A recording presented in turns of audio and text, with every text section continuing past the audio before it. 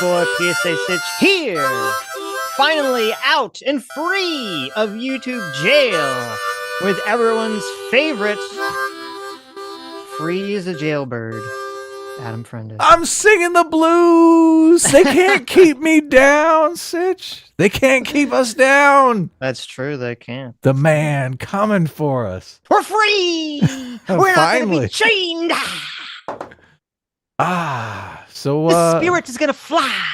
We have people to criticize, Adam. We can't be silenced. That's right, exactly. You can't keep us down. No, you can't keep a good man down. Okay, that might sound a little different because I'm using a different microphone. Yeah, we're gonna work out the audio settings, but it's good enough for now. I guess we're gonna tell our story of intrigue, how we got banned from YouTube for the past 7 days, and then we're gonna talk about the Texas thing. Yeah, and maybe some other stuff. Cool. So what happened, Sitch? I'm telling the telling the story. How did you get us banned for 7 days? It was both of our faults, okay? It really was. Yeah, we were making a video. Adam had just got up from an afternoon nap. His brain was completely I was sleepy. I was taking my old man nap. His brain was completely off.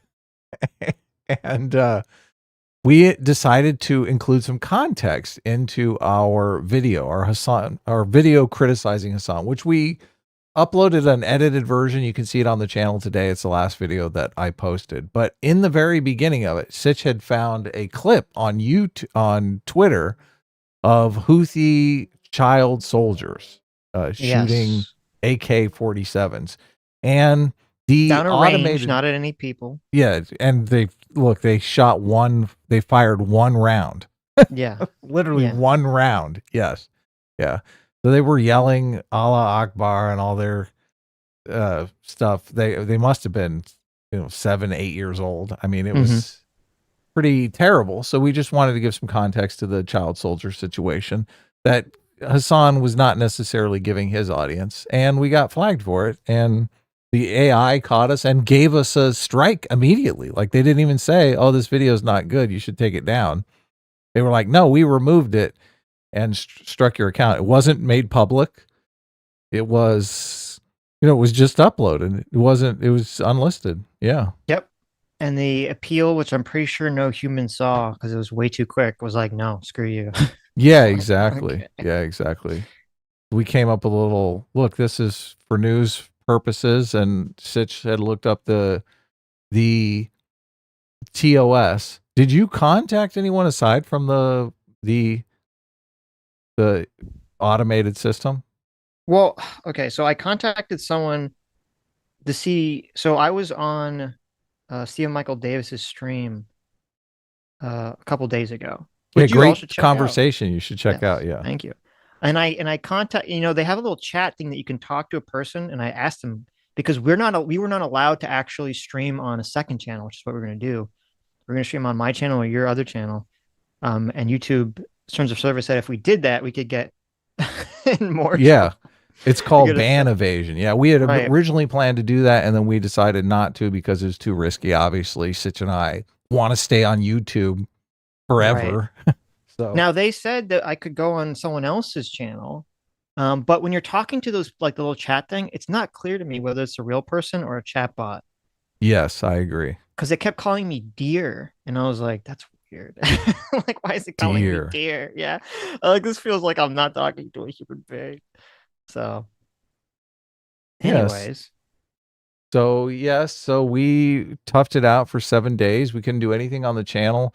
I complained to YouTube on Twitter. I was like, what the hell? You get banned for 7 days and you don't even get an optional one-time community post to let people know what's going on. Even when the cops throw me in the clink, they let me call my wife and tell her what's phone call. Yes. Yeah, what's happening, right?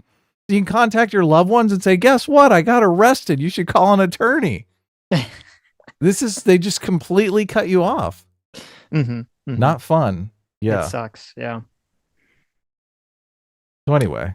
Sitch has been in jail many times. I know. He knows about the phone call thing. It's true. Well, look, Shu, thank you so much. Shu ahead for the $20 says, welcome back. Thank you, Shu. Yes. Lucy Lemonbug gave us a Lucy might as well Lundberg, read thank you for this. the $20 and the Sitch and Adam in the morning. There you go. Yes, yeah. Sitch and Adam in the morning. Might as well read all those super chats since everyone. Ryan Allman for $20. Thank you so much. Says, don't mind me just rocking out. The boys are back in town. Yeah. PC, thank you for the 10 get the memberships. And Nomad, thank you for $20 saying, oh yeah, the boys are back in town. Give us a bar of that song, Adam. The boys are back in town. No, thank you. No, you don't want to sing? Come on, you can do it. That's what the people pay us for. They pay us to sing, right? Boys are back in town. You're worse than me. I love it. Look, you begged me. You get what you get. Yeah, Holio for $20 says, do you think what is happening with the southern border can be categorized as an invasion? Obviously not in a military sense, but as an incursion or unwelcome intrusion, should the governor step in when the feds fail? I'm going to respond to that in a moment because that's going to be what we're going to talk about in a second. Cool. Because everyone is reporting, not everyone, a lot of the reporting on the Texas story is so wrong and stupid. And I fell for, listen, I'm not a perfect person, Adam. Okay. What? I know. Look, I want my money back. You told me you were perfect. I know. That was just what I was saying to woo you. Okay. It worked. But I'm not a perfect person. Right. So when I was on Stephen Michael Davis's stream, I said some stuff about the Texas border thing because I made the cardinal sin, the cardinal error. Okay. Where I assumed that I could just hear what other people were saying about a situation and have like a good idea about what they were talking about. And those people would be truthful? You sucker. Yes, because what I forgot, because I'm an idiot, is obviously the media tries to drum up as much controversy as possible. So you got to look at everything for yourself because you could look at this issue and they'd be like, oh my God, this is such a big deal. Oh, this is huge. Look at what Abbott's doing. Oh my God, Civil War. Ah. And then I look into it. I'm like, this is so nothing. Really? Yes. But I'll talk about that in 1 second. I watched Vosh's take on it. That was the first take and obviously it's just insane. What did he say? Well, we can watch part of the video. It's in the very beginning of the video anyway. Yeah. You know, the immediate reaction is obviously right. Fascists. The Texas fascists. Yeah, he's calling Abbott a fascist. Yeah. Of course. Yeah. Stuck for $20. Oh, go ahead. Yeah. Stuck for $20 says, don't start the stream until Sunday at 4 just to troll. That would be mean. Well, look, we are only going to stream for a couple hours here. Friday is usually my 1 day off a week to hang out with my sweet wife. That's why we're streaming early, so that it doesn't impede with your lifetime. Yes, exactly. So, look, I get 1 day off a week, and often I even work on Fridays when I'm supposed to be hanging out with my wife. Wow, terrible. Look, we hang out together, and I work a little on the comic. So she holds you from behind as you draw. She's like playing against your some back of these movies are so That's bad cute. you can actually draw and watch a movie at the same time. Oh, okay. Yeah. Look, I fell down the like Star Wars rabbit hole too. Look, Sitch and I have been basically off for 7 days.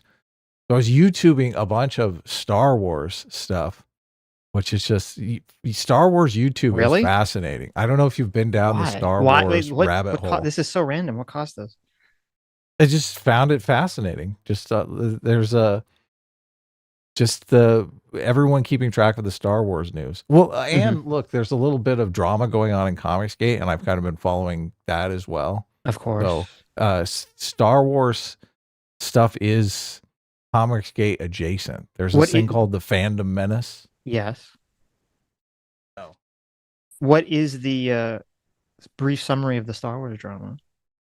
Let's not get into it. Come on, I'm trying to stay out of that drama, but I'm following it closely. Interesting. I thought you just meant like people complaining about Star Wars, which is normal. Well, no, look, I can talk about the Star Wars drama. That's all day, what I meant. obviously. Yeah, I don't care about the Eric July, Ethan drama. I don't care about any of that stuff. Okay, the Star Wars drama is this is a hook because obviously we've been on EFAP and we've had disagreements with EFAP over how. We've had disagreements with EFAP over story structure and consistency and that kind of thing. The thing that kind of got me hooked on going down the Star Wars rabbit hole is that a lot of these channels are completely focused on the inconsistencies in the Star Wars universe. That's like a huge thing that ruined Star Wars, obviously, character inconsistency, stuff like that. Right. So it started making me think, oh, well, this is why consistency has moved so much up the hierarchy in the like story structure reasoning. You get what I'm saying? Yeah. Well, I mean, to be so okay, the most important thing about film is, or any story, is if it has to engross you into the story emotionally. And the Yes. second it takes you out of the story, the movie or whatever is has lost. Okay. Second you start thinking that's stupid or this is a movie, right? That's when they lose you. Like a good movie is when you're watching it, you don't have any thoughts because you're just too engrossed in the story. And Right. so like inconsistencies are very important because inconsistencies can be like a really like strong way to knock people out of the movie. Be like, oh wait, that doesn't make any sense. Like your brain catches something or like a plot hole or a character inconsistency. You say, oh, I see what you're doing here. They are, but we've talked before about the hierarchy of different elements of storytelling. And I obviously consistency is important, but I don't see it as near the top of the hierarchy. I think conflict is far more important. Well, yeah, But without conflict, hold on. there's Let me make okay. my point. But if you live in a world where there's this huge franchise that you love and that franchise is destroyed over something like consistency, then all of a sudden consistency moves up the hierarchy simply because of the environment you're in. I see. I see. If it was conflict that ruined the movie, conflict might be the thing that you're focused on being bad in storytelling, and that might move up to the hierarchy. So I just Mhm. immediately it clicked for me. I was like, oh, this makes sense. There's all these videos talking about how the consistency issues are what destroyed Star Wars. And that's why people are so focused on consistency in movies, in storytelling. Yeah, I think you're correct. Yeah. Um, I also think that consistency is one of the easiest things for people to understand is a flaw with something where Yes. like it's just because it's very simple. Like, oh, something happened, something else happened, they're not consistent. Boom. Like everyone understands that concept. Right. Um, but no, yeah, I think consistency is of prime importance. But I agree with you that, But like, to conflict is me, more nebulous. well, yeah, conflict is more difficult to pin down and to explain and to conceptualize unless you're like into storytelling specifically. Right. But I agree with you that without conflict, the story doesn't even exist in the first place. Yeah. There's not like, what am I watching this for? Right. Yeah. So, Which is the chief thing that when I'm watching these movies with my wife, right. just to bring it full But circle, I'm like, right. But why to am I be, watching this? Nobody wants anything. Nothing is happening I here. mean, to be fair, I think in the horrible Star Wars sequels, I mean, there is conflict there.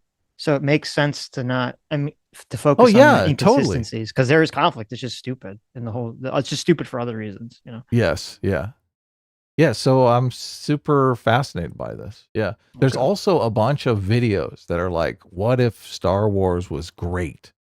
Which are Right. kind of like rewriting Star Wars. And I thought, Those are I fun. might do one of these. This seems Yeah. kind of fun. Yeah, exactly. You should, or we So, should. yeah. So I started jotting out some notes for my Star Wars trilogy rewrite. Ooh, I have Yeah. some good thoughts about that too. Maybe we'll both Okay. do one and we can like, Yeah. We could do yeah, dueling ones and compete. dueling ones. Yes. Yeah. That'd be I fun. like it. Tone Deaf Talking Gaming for $20 says my college banned quote protests inside buildings. It was allowed before question mark. Very left and politically active school, so people are pissed. High Jewish population as well. The division I see from the Gaza war is crazy. Y'all keep me saying thanks. Well, thank you for $20, and we're happy to help. That is Yeah, we interesting. agree that that's like the breaking point for everything. The Yeah, Gaza war, yeah. it is interesting that they banned all protests inside the building. I mean, that probably could make sense depending on the situation of the school. That would do that. If there's like, because usually in a school, it's like you don't want people in the library protesting. You want people in classroom protesting, right? There's usually some outdoor space that's like set aside in most college campuses for Yeah. people to like Down the do street at the activism stuff. pizzeria. There you go, right? So, and I think too many people. It was funny. My father, who is an alumni from Duke, okay, Wow. got Okay. his Ivy undergraduate degree from League. Duke. Yeah. Um, and he was complaining because he read this article that was it was, I forget who it was someone complaining about how Duke is like a joke now, how someone went through the grades and it was something like the majority of students had like a 3.8 or something, 3.7 GPA or No way. something.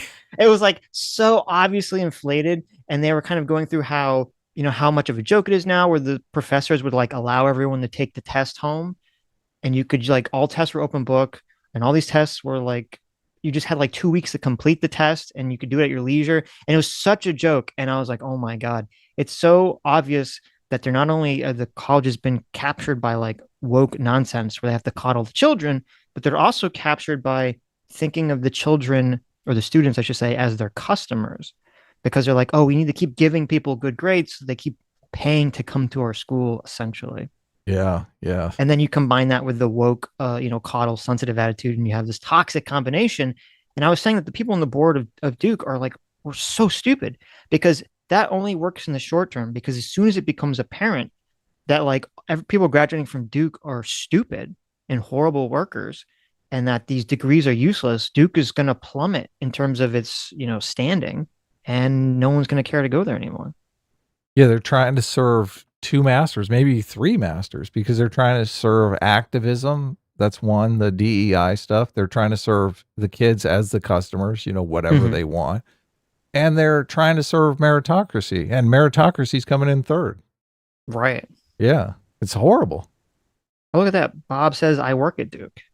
You have any juicy stories, Bob? Let us know. Yeah. Ocracy, for 22 months of discipline equals freedom. Thank Ocracy says, look who's back. Two obvious controversial troublemakers that need to be silenced for the good of society. How long will you guys last this time? Forever. Yeah, we're going to be good next time. No recorded videos after my nap. Rogue Elephant, thanks so much for $20, says, achievement unlocked. Banhammer. There you go. That's true. Right. That's true. Equishadox for $20. Thank you. Says, was Hassan punished in any way for platforming and high-fiving literal terrorists? Welcome back. You were missed. No, that's what's so crazy. It's like me and Adam get a strike just for showing a video of something that's happening that people are supporting. And yet Hassan interviews a supposed Houthi terrorist guy and is basically, giving him a reach around and a blowy on stream for his entire audience. And YouTube's like, that's fine. Nothing wrong with that. The tweet that we looked at was in favor of the child soldiers. Yes. Like, it was like, these are Yemenis men. Right. We're like, that kid's like 8 years old. Yeah. They don't have Boy Scouts. It goes directly to War Scouts. Right. Jacob Lloyd for $20 says, I never would have thought that you two would have ended up in YouTube jail. At least you were able to put those harmonica skills to extra use in the clink, and Sitch was able to blend in the shadows, save the smile in the eyes. True. That is true. Thank you, Jacob. Yes. We got J-Mac, our surrogate father. Thank you so much, Daddy J-Mac, for the 50 gifted memberships. Look at that. Yes. Thank you, J-Mac. Thank you. We missed you. We did. And J-Mac gave us another $20. Thank you. Says, welcome back, Kings. It's good to be back. It is good. Yeah. Love you all. We left you guys hanging on Sunday. What did you do? Oh my God. The week that we couldn't stream, I was just in like a daze. I was just like kind of like wandering around the streets of South Florida. Like I didn't know what to do with myself. I was just like, oh, what do I do? Where do I go? I was just kind of like bumping in the walls. It was like I was not really there. It was awful. It's like you've been reduced to normie class. I know. I had no sense of purpose or meaning. Yes. That's not true. You know what I actually did to just like speed the time away, just to get through it? What? I started playing God of War 4. Did you? Oh, which is great. I think you mentioned that on Steve's live stream. It's a great game. I'll talk about some. I know there's some controversy about it, but I really like it. Never played it before.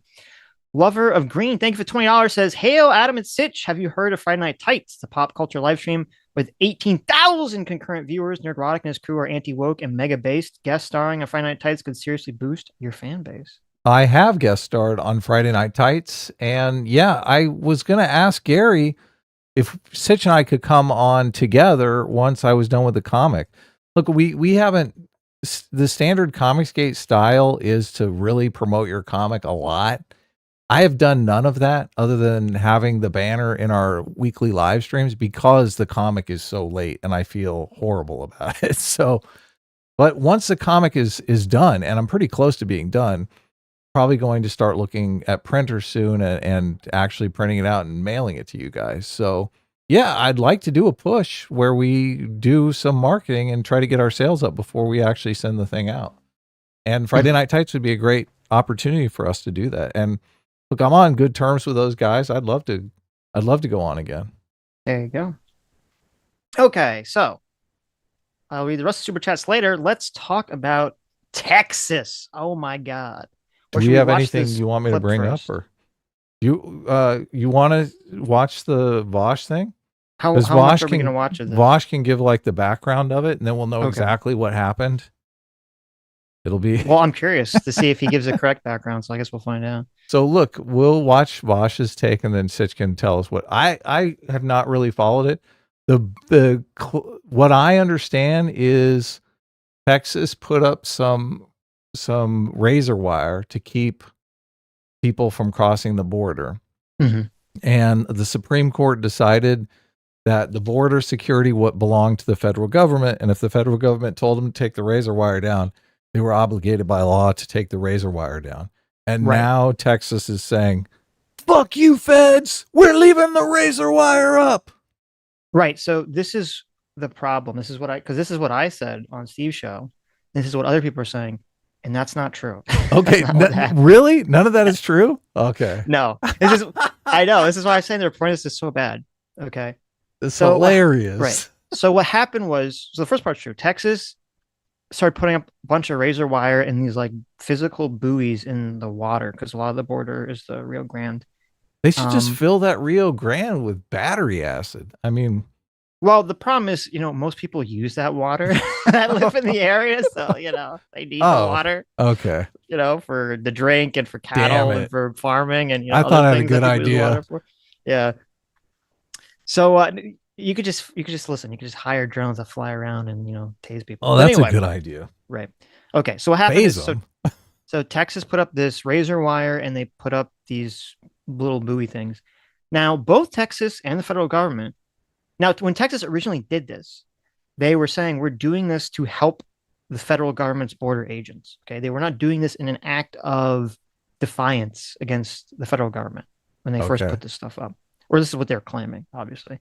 But they both agreed, including Texas, that if a person's life, including an illegal immigrant trying to get in this country, is in danger and they need medical assistance, that anyone's allowed to cut the razor wire to assist them. Okay. Really? Okay. Yes. So Texas any good Samaritan can come in and go to town. Right. So what Texas? Okay. So they have the razor wire. Now what Texas? Here's what's the first part. The feds are not suing Texas. Texas is suing the federal government. Okay. Right. And so Texas is claiming that the federal government has in multiple instances cut the border wire and let people in when it wasn't like a medical emergency. And so it wasn't assisting people. I gotcha. Right. That's what they're claiming. And the feds are saying that they were cutting the fence in order to prevent a medical emergency or medical situation. Ooh, okay. So that's what the Supreme Court case is over? Well, no, that's not even what the Supreme Court case is over. Okay. This is just the background. Okay. Right. So, and the feds are claiming that there are 3 people that have died. 1 woman and 2 children, an 8-year-old and a 10-year-old, who drowned in the Rio Grande. Yeah, I saw that story. Yeah. And the federal government is claiming that they drowned because the federal border agents could not assist them because of these barriers. Okay. Right. Now I don't know about the fact claims of any of this stuff. This is just what people are claiming. Okay. Well, you swim in battery acid. I mean, what do you expect, right? That's true. Okay. So Texas is suing the federal government saying, hey, they need to stop cutting the wire because you're cutting it for the wrong reasons. And the federal government saying, no, we're cutting it for the right reasons. So that's the lawsuit. Okay. That's the current lawsuit.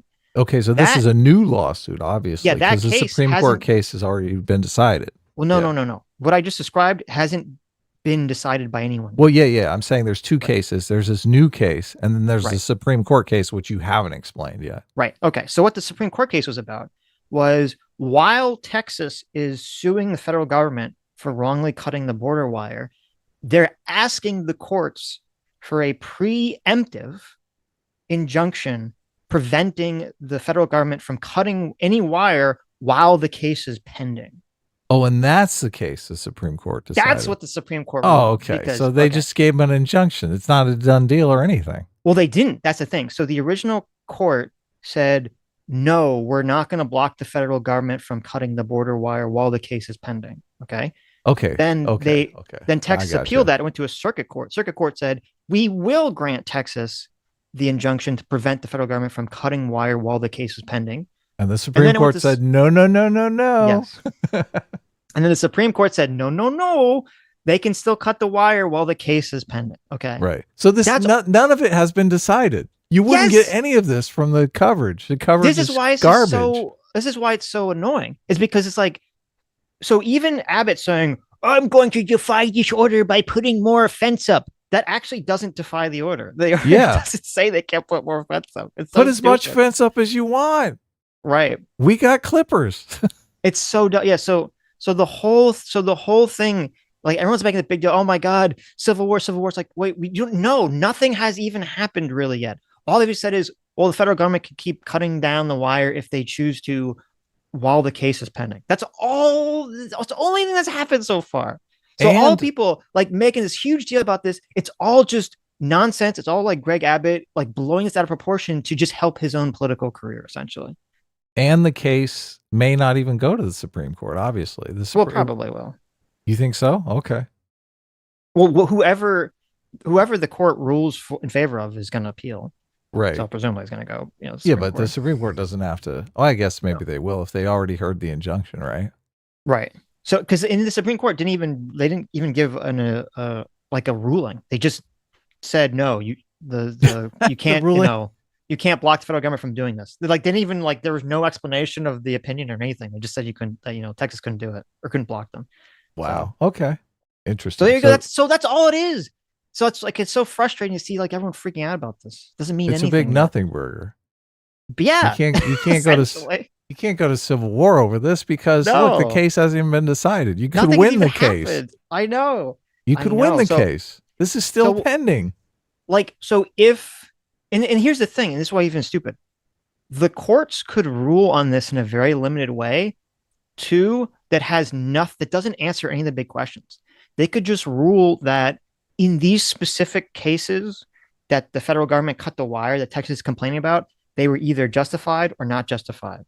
And not make any broader rulings about, who controls the border? Is it the federal government or state government? So all the people are saying this is going to be some crazy thing. This could very easily and very probably, with 95% certainty, not be any big thing whatsoever.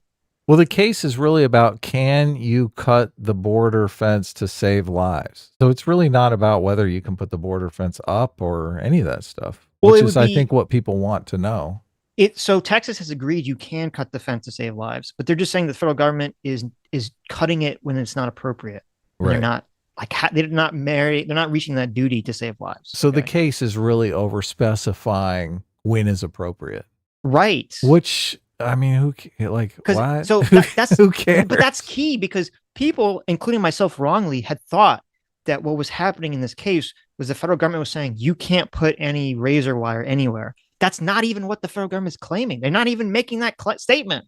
Right. Yeah. They're just saying we can cut it when we want. This essentially. Is hilarious. It's hilarious. It's so dumb. It's so dumb, and everyone's blowing this up, and it's a nothing. It's so nothing. And I almost guarantee you that however the court rules on this, it's going to rule in a very limited scope. That'd be my prediction. All right. So we're going to get no satisfying ruling. No 15-page brief that we can pour over. Well, what you're going to see is however this is ruled, people are going to be like, whoever side wins this, okay, they're going to make a huge deal about this, right? Right. Oh my God, this is a huge win for the Republicans. Oh, this is a huge win for the Democrats. Oh, the Texas is going to cede from the union. They're going to blow all stuff up. None of that's going to happen. Nothing. Wow. Yeah, because everyone's comparing it to the Civil War movie. They're like, oh my God, this ruling came down just a little too early. Well, that's because so this ruling came, and then Greg Abbott, who is a smart politician, is like, I'm going to increase my standing nationwide by making it seem like I'm some sort of rebel fighting against, Yeah. some big cause when he's not really doing any of that. He's not really fighting against any cause because this preventing of the injunction is not really some massive rebel cause. So, He's fighting to not let the federal government save lives. well, That doesn't look the very good. if you believe the federal government's case, that'd be if the Right. facts are on their side, that'd be the case, Right. right? He's But I'm fighting just to saying, stop the I'm just federal saying government he's from pretending to save lives. yeah, exactly. Or he could be trying to prevent the federal government from allowing a bunch of illegal immigrants to come into the country, right? Right. But that's not really the case. Right. So Now that we know the real case. this will be a really good move for him politically. This will definitely help cement his governorship, probably in Texas, for as long as he wants to run for governor. But it will not lead to a civil war. Nothing big will come of this, most likely. So when you hear everyone, their brains on the hair on fire about this, just say, no, that's just nonsense. Doesn't matter. Right. You said Okay. something on your stream with Stephen Michael Davis that led me to believe. I'm like, this is generations theory. Like, he's totally providing evidence for generations theory. What? You basically made the claim that in certain times, certain ideas don't have any pull because they haven't reached like a crescendo of people interested in those ideas. Yeah. And once the crescendo happens, then those ideas take hold in the culture because there's enough people to pass them around. That is the whole idea behind generations theory. And look, I thought of some counter arguments too that I didn't say when Steve was on and we talked about it, because like he was saying, his counter argument was, well, there are always people out there who are these muckrakers who are trying to, push CRT and stuff like that. And Mm-hmm. generation theory acknowledges that. It's not saying like nobody is out there pushing these ideas. It's saying that there's a certain voice of a generation where those ideas take hold and actually become the mainstream ideas. Yeah. But I mean, this has always been my position. I've always said is that the way big culture shifts occur is that there's always extreme Yes. forces pulling at the edges, trying to Right. drag the country in some direction, and then some very specific thing happens. It's an environmental thing. I don't mean Right. like the environment. I mean like some environmental change occurs in our Yeah. George country, Floyd. like George Floyd or whatever occurs that allows those people to sink their hooks in and pull the country in that direction. So, Trump getting elected would be an example. George Floyd would be an example. Yep. 9/11, like any big event. Yep. Yep. Anyway, just side note. So I'm glad we talked about that ahead of watching Bosch, because now it'll be that much more entertaining to see if he gets it correct or just Bosch is not getting. Bosch Right. does zero research for any of his streams. Basically, he just grabs onto the normie narrative and spins it in as caustic a way towards the Republicans as possible. Mm-hmm.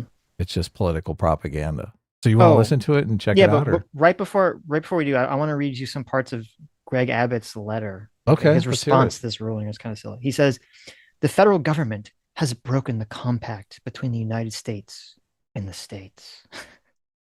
Oh wow, The executive branch of the United States has a constitutional duty to enforce federal laws protecting states, including immigration laws on the books right now. President Biden has refused to enforce those laws and even violated them. Results that he smashed records for illegal immigration." So the problem with this idea and why I can't imagine any court would rule in that way is because, well, however you feel about immigration, which I agree, I think illegal immigration is too high right now. And I've said this multiple times. No one is interested in fixing illegal immigration, in my opinion. Okay. The Democrats are not, because for two reasons. One, they're afraid of being called racist. And two, I think some of them do believe this myth that the demographic change is going to help them. And I think that's going yeah, to backfire. politically, of course, Yeah. yeah, they're Right. expanding their voter base. Right. And I think that's going to backfire completely. Oh, of course, these people Yeah. are socially conservative. They're like Yes. trans people in Yeah. sports. What? Right. Yeah. So that's going to be funny. But but so that's why the Democrats aren't doing anything about it. But then the Republicans, I don't think are doing anything about it because it's too, this is like too good of an issue for them. Of Because like think about course. it, like 2024 going into this, you have Donald Trump, a very divisive candidate. You have the abortion thing, very problematic for the Republicans in terms of getting elected. You have the economy looks like it's just going to get better and better. How is Donald Trump going to win? Oh, and also everyone's, complaining about January 6th. How is Donald Trump going to win? Enter immigration, right? Immigration crisis. And so I feel like from a cynical level that the Republicans are intentionally not really fixing the problem so that they can run off of the problem. Of course. Because Yeah. if the Republican Party or anyone was really serious about fixing immigration, I don't understand why they're not pushing the thing I've said a million times, which is the only way to solve this problem is to end the ability for people to apply for amnesty on the border. That's the only way to solve this. Yeah, yeah. And they've had plenty of opportunities. They've had opportunities where they've had the Senate and the House and the presidency. Well, I don't So even hear people suggesting this. yeah, no, no. Look, I completely agree. And not only that, they have Republicans traditionally have the business coalition who wants cheap labor. So Well, there's that's the, another yeah, exactly. Yeah. they want the cheap labor and they want the immigration fear to drive normies to the vote to the polls so that they Right. can stay in power. Yeah, of course.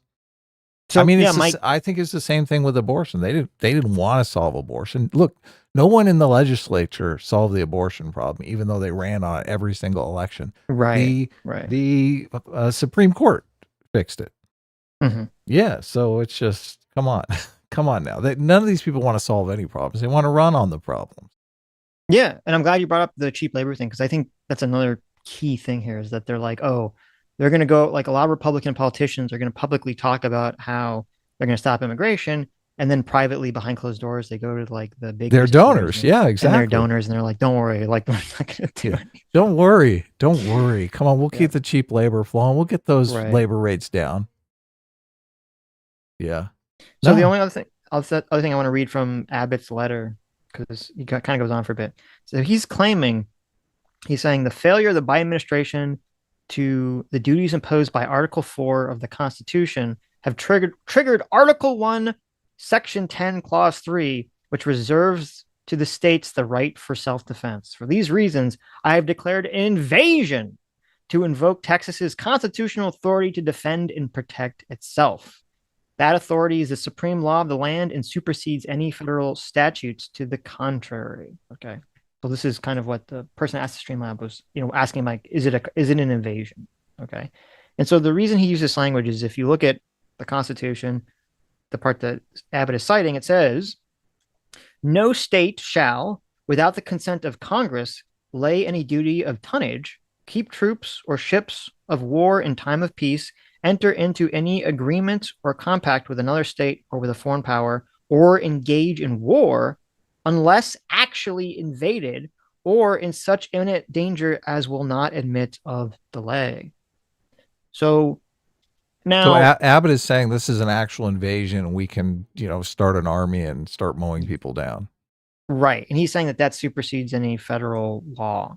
Right. Um, Which it does. I mean, I don't know if you can classify this as an invasion though. It's not well, like okay.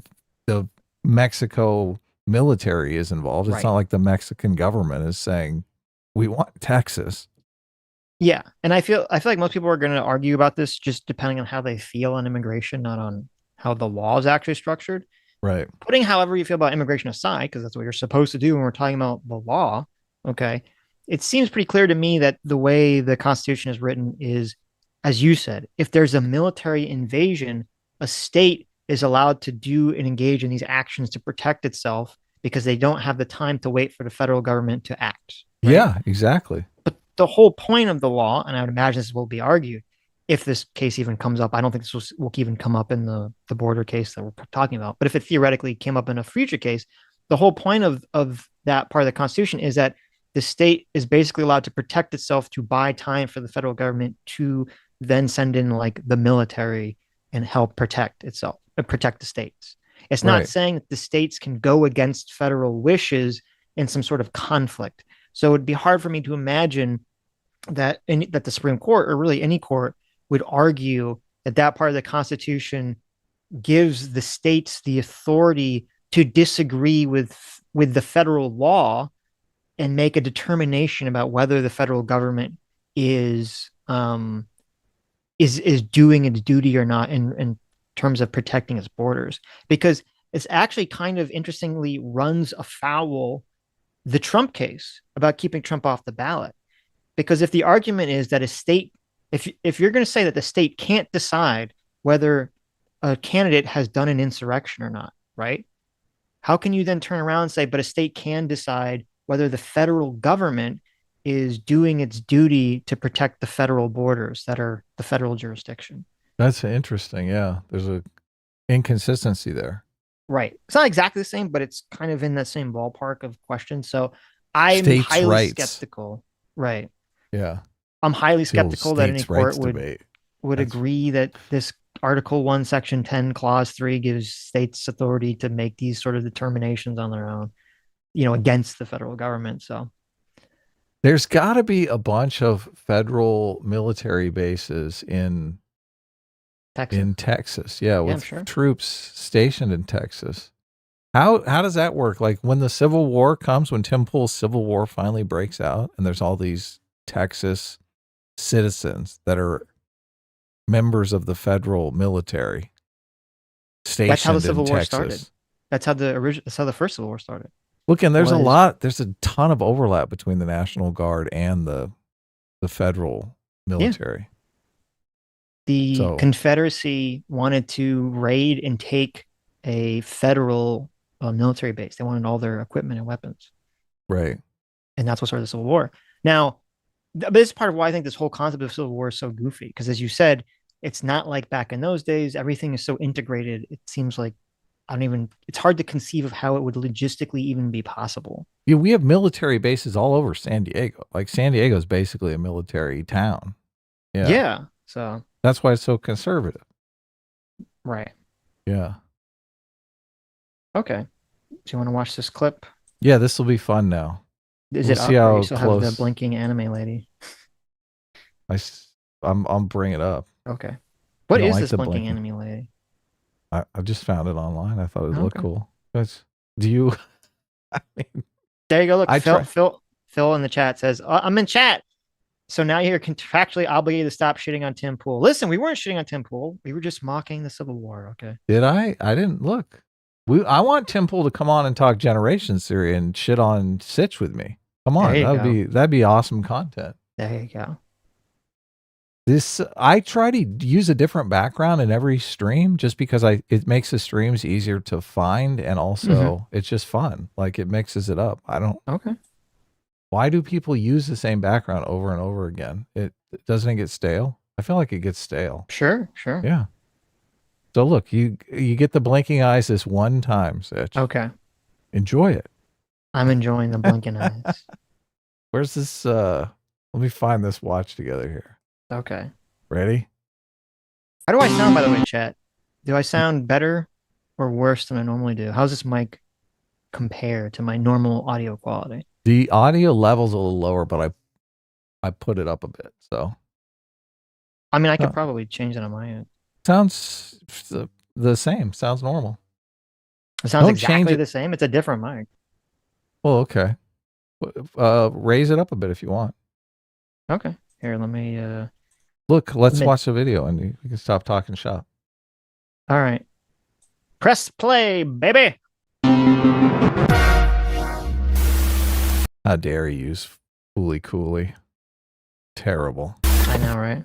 There was a Supreme Court case, or I should say a Supreme Court ruling following a dispute between the So he got that part right, Sitch. Look at this. Yeah. Texas National Guard and the federal government on taking down the barbed wire that they used to trap and kill undocumented migrants. Texas has defied the Supreme Court ruling and has installed more barriers. Okay, got that wrong. Yeah. Yeah. They can install as many barriers as they want. They're not defying any ruling. Yeah, the ruling didn't seem like it had anything to do with stopping them from installing more barriers. Just allowed the government to keep chopping them up if if they deem that it's necessary for them to do so to protect someone's life, essentially. This is great if you're a politician, because you appear to be defying the federal government and you're not defying them at all. So you're like, that's right. Put those barriers up. I don't care what they say. Right. When you know you're actually not doing anything wrong at all. Right. Well, also, do you he said like they're putting this up to trap and kill people. And I would presume they're putting it up to try to deter people, right? Right. Trap and kill them. But okay. Texas Democrat calls on Biden to seize control of the National Guard in Texas. It's time, boys. Let's go. Let's go. It's time. It's happening. How the can you just defy the Supreme Court? You're going to have to forgive me for if I speak ignorantly on this, but my understanding is that if the Supreme Court is ruling on a dispute between the federal and state powers, and the federal wins and the state just continues to act belligerently, the federal can just full on send in like troops if they want to. This is like, it's one thing for the president to ignore a Supreme Court ruling a la Andrew Jackson, but he's the president, okay? The Texas state government is not the president. They're a state. So okay, they don't. Yeah, so Vosh is gassing up his audience to expect Biden to send in federal troops right now. That's not going to happen. So, okay, here's a possible scenario where that actually could cause a conflict. But I don't know if Texas will do this, and I'd actually be skeptical that they would. If Greg Abbott ordered the Texas State National Guard to basically stand guard at areas of the wire fence and say, hey, if the border patrol comes to like mess with it for any reason, you can shoot them or you need to stop them with force, right? That's the only way that this would escalate, right? It would have to be Abbott would have to escalate it to violence. That's never going to happen. Yeah, That's which just seems highly happen. unlikely, right? Yeah, and you think Texas National Guard wants to shoot on the military? No. Shoot on their own? Well, it would be shooting on Border Patrol, not the military, but yeah. Oh, okay. Well, still, I mean, it's law enforcement. Yes, probably they won't do that. Yeah, come on. So come on now. Yeah. I think what's going to happen is Greg Abbott's going to say, I'm going to put up twice as much barbed wire. Fuck you, federal government. Everyone's going to go, yeah, he's defying the federal government. Oh my God, even though he's not. Yeah, exactly. This is the perfect scenario. You look like the complete rebel. Fuck you, Biden. Here's some more razor wire. I'm writing your name on the razor wire. Fuck you, Biden. It is kind of a genius political tactic and situation for him to take advantage of. Of course. This is great. He's doing absolutely nothing wrong, and everyone thinks he's a superstar. Have the clout. Yeah, it's time to balkanize Texas, just like they want. Texas allegedly has the right to break into 5 smaller states, which will never happen. It's time to force them to do it, you know? The Texas National Guard does ultimately answer to Joe Biden. They are an extension of the power of the federal government, the Pentagon. They're part of that hierarchy. So Joe Biden can seize the Texas National Guard if they want to. A Texas congressman has urged President Biden to take the state's National Guard under federal control if Republican Governor Greg Abbott defies a Supreme Court ruling allowing federal agents. I haven't seen any of this, so it could be boring as hell. Well, so, but this is, and I want to be clear here. It's not just like the right gassing everyone up on this. The left, everyone is gassing everyone up on this stupid thing. So you have some Texas congressman who's a Democrat, presumably, saying like, oh, it's time for Biden to come and take control of the National Guard. Gassing everyone up about this nonsense. Oh, yeah. Left and right are both taking advantage of this. But it is theater. I'm sure they know the details of the situation. You would hope. Stupid. You would hope that a sitting congressperson would know the details. I don't know. Maybe not. You figured it out. You shared it with me. We got 1,200 live viewers here. They all know about it now. Come on. Right. Come on now. If you're a congressperson and you don't know the truth of this situation, I mean, what the heck? You should be kicked out of office. Sure. But I don't know. Listen, I don't know if these people actually, how many people I think just read a headline and they think that's true. And they go in Congress and they make some declaration based on a headline. I think you'd be shocked and disappointed how often that happens. I take it back. These people are all idiots. These people are all idiots. Yeah. Oh man, we're surrounded by it. It's sad. So, I mean, we don't have to watch this. We can watch something else. Do you want to move on to people? responded poorly to our Ricky Lake. Well, not Ricky Our Lake. Ricky Lake, Not Ricky Lake. our Kari Lake. Kari Lake. That's it. We had a disagreement. Well, And hold I on a told second. you- Yeah, and look, I don't. Yeah. Everyone is throwing Sitch under the bus in the comments, and I'm like, Sitch doesn't dispute that that could be fake. That was my take. I was the No, one I think it's saying, real. I said it was real. Sitch, Wait, people are Sitch is blaming me? buying. Yeah, What the fuck? of course. What's wrong, guys? What are you? We had a disagreement. Why you throw me under the bus? I am skeptical of it. Yeah. Just because I know if I went to Sitch, I said, Sitch, look, I want you to come to me and say there are powerful people back east that want you to quit YouTube, Adam, Right. and they're willing to bribe, they're willing to pay you millions of dollars to do it. Like Sitch would love to do that. Yeah, we'll concoct one of these tapes in an afternoon. I mean, look, and if it's going to put me in a place of power and drive me up the YouTube algorithm to millions of subscribers, I mean, You're on of board, course, right? We're both on board, yeah. Yeah, Sitch is he's gonna be my co-host through all of it. Yeah, so it's like it's too convenient that it's one of her good longtime friends, and like if she has dirt on DeWitt, why is she using that dirt to make him resign? Why isn't she using that dirt to make him out his collaborators? Look, we want to know. This is corruption. Who are these people? What was the exact offer? Where did the money come from? What business are they in? Like I have a million questions that everyone's like, oh, look, he can't answer those because they'll blow him up. No, fuck you. Imagine a gangster is arrested and he tells the police, look, I can't inform on these people. They'll kill me. Oh, okay. Well, go to jail, motherfucker. Like nobody gives a fuck. So I agree that the argument, in the video, in the clip, when he talked about his car blowing up, he was very clearly joking. Right. It was a joke. And I don't like that people are taking that seriously. So I don't think it's a good argument to say the reason he or Kari Lake specifically is not releasing the goods is because she's afraid he will get killed. That's not what's going on here. She's not releasing the goods for two reasons. Okay. Right. Well, you think a third reason. I don't agree with you. I do not think that this was that guy, the DeWitt, was like part of a conspiracy to help Kari Lake to like fake this thing. That's not my position. Okay. So I don't think that's a possibility. Look, and that is not my position either. I'm skeptical until I'm just not buying this until I see some more devastating proof than this. Okay. Yeah.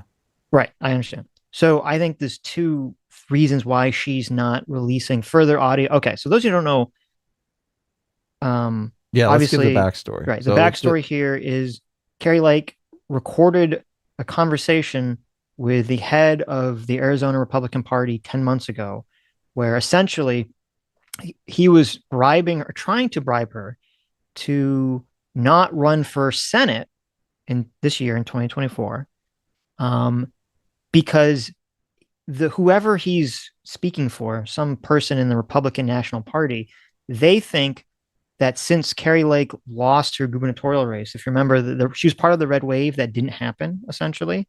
Right. And there's probably a thought from the National Republican base that certain candidates can't win, and they want to maintain Senate, they want to maintain power, blah, blah, blah, blah, blah. If you thought they're basically trying to bribe her to get her like a BS job somewhere where she'll be on the payroll and make a bunch of money, and say, listen, don't run for Senate, but if you run in 2 years from now, run for governor, we'll support you then.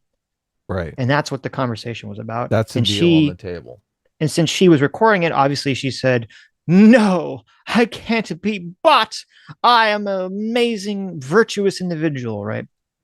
Okay. Yeah, but there's a lot we want to know about this. We want to know who the people are, what industry they're in, what interests they're representing. And why don't Republicans seem to want to know this? Like, why aren't they interested in this? I'm more interested in aren't we supposed to drain the swamp? This is the swamp, and you guys are letting them get away. So, right. So I watched her. She's literally protecting them. She says, look, I'll bring up the interview. Hold on. Don't, before we jump to conclusions. Okay. So in the Rumble, she made a Rumble video after this after she released this. to kind of answer some of these questions. And people asked her, like, who are these people, quote, in DC that are trying to bribe you to do this? And she's claiming she doesn't know. She said, I saw an interview with her where she said that she has a few ideas, that there are some suspects that she thinks did it.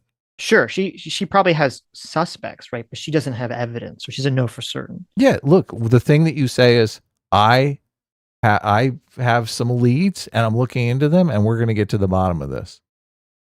Yes, you could say that. Look, I'm not going to make false accusations against people. Okay, but I'm going to find out who did this. I agree. She literally says in the audio, "I'm going to make their lives a living hell." She doesn't even know who they are. How can she do that? I agree with you, and she should have said that. And it was actually, but she can't say that. She can't say that if she's protecting them. Yes, because I would agree that even if she knows who these people are, they probably are too important in the Republican Party for her to publicly attack. Yeah. Look, this is the swamp. Why is she protecting the swamp? Right. Okay. So anyway, let me back up for a second. Okay. So that's the situation. So after this came out, Jeff DeWitt, this guy who was on film doing this, he has now resigned from being just like he agreed to when he made the deal with Kari Lake. Okay, stop. Okay. The thing that's interesting about this is that he claims in his resignation letter that he was going to fight this, that he was going to stay being the head of the Republican Party in Arizona and say that she was taking him out of context. This is BS, blah, blah, blah, blah. But the only reason he resigned, that he claims, is that Kari Lake's team contacted him and told him, we have additional secret audio recordings that make you look bad, so you better quit or we will release them. Right. Okay. So if that's, now again, this is what he's claiming. And I believe Kari Lake's team is claiming that didn't happen. Right. So we don't know the truth about this. If that actually is true, and she and her team did this, and I said this in the video that you put up, this would be a huge tactical mistake and really stupid, like insanely stupid for her team to do, because it just gives him ammunition. And this is what I said was important. If you noticed, people were not the mainstream media was not covering this story until that aspect. Sorry, go ahead. The mainstream media was not talking about this story until that element came out, with DeWitt quitting and then claiming that she was the one trying to coerce him to do something. And so now the mainstream media can throw that in there to make Kari Lake look bad. So that was a huge error on her part, if that was true, if that her team actually did it. So I would say there's two reasons why Kari Lake's team, or Kari Lake, is not releasing this, quote, additional secret audio. Okay, the first is it doesn't exist. Well, then why did he quit? It could be because he said he could be a bluff. It could be a total bluff, right? Right. Or my question is just, why isn't she saying, look, you need to out your collaborators. I have dirt on you. I agree with you. I don't want you to resign. I want you to out the collaborators. I agree. I want to drain the swamp with you. I agree.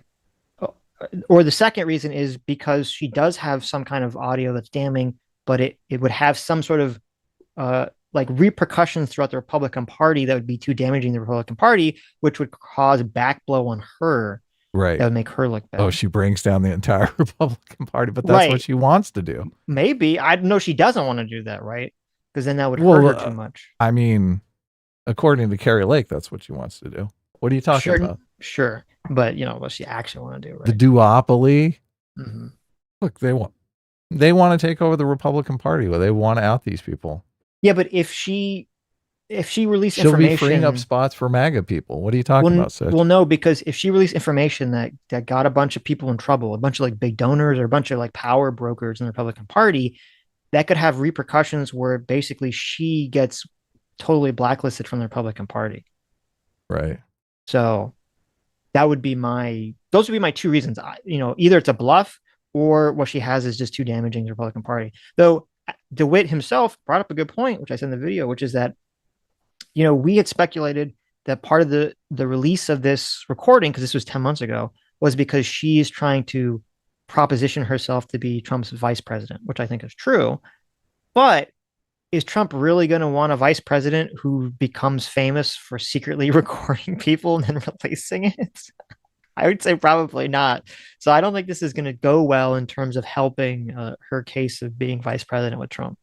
I don't think it hurts her because she blows Trump so good in this recorded audio that Trump is just like, yeah, she's my girl. No, I think he'll be, Trump is someone who famously doesn't put anything in writing because he doesn't want anything to trace back to him.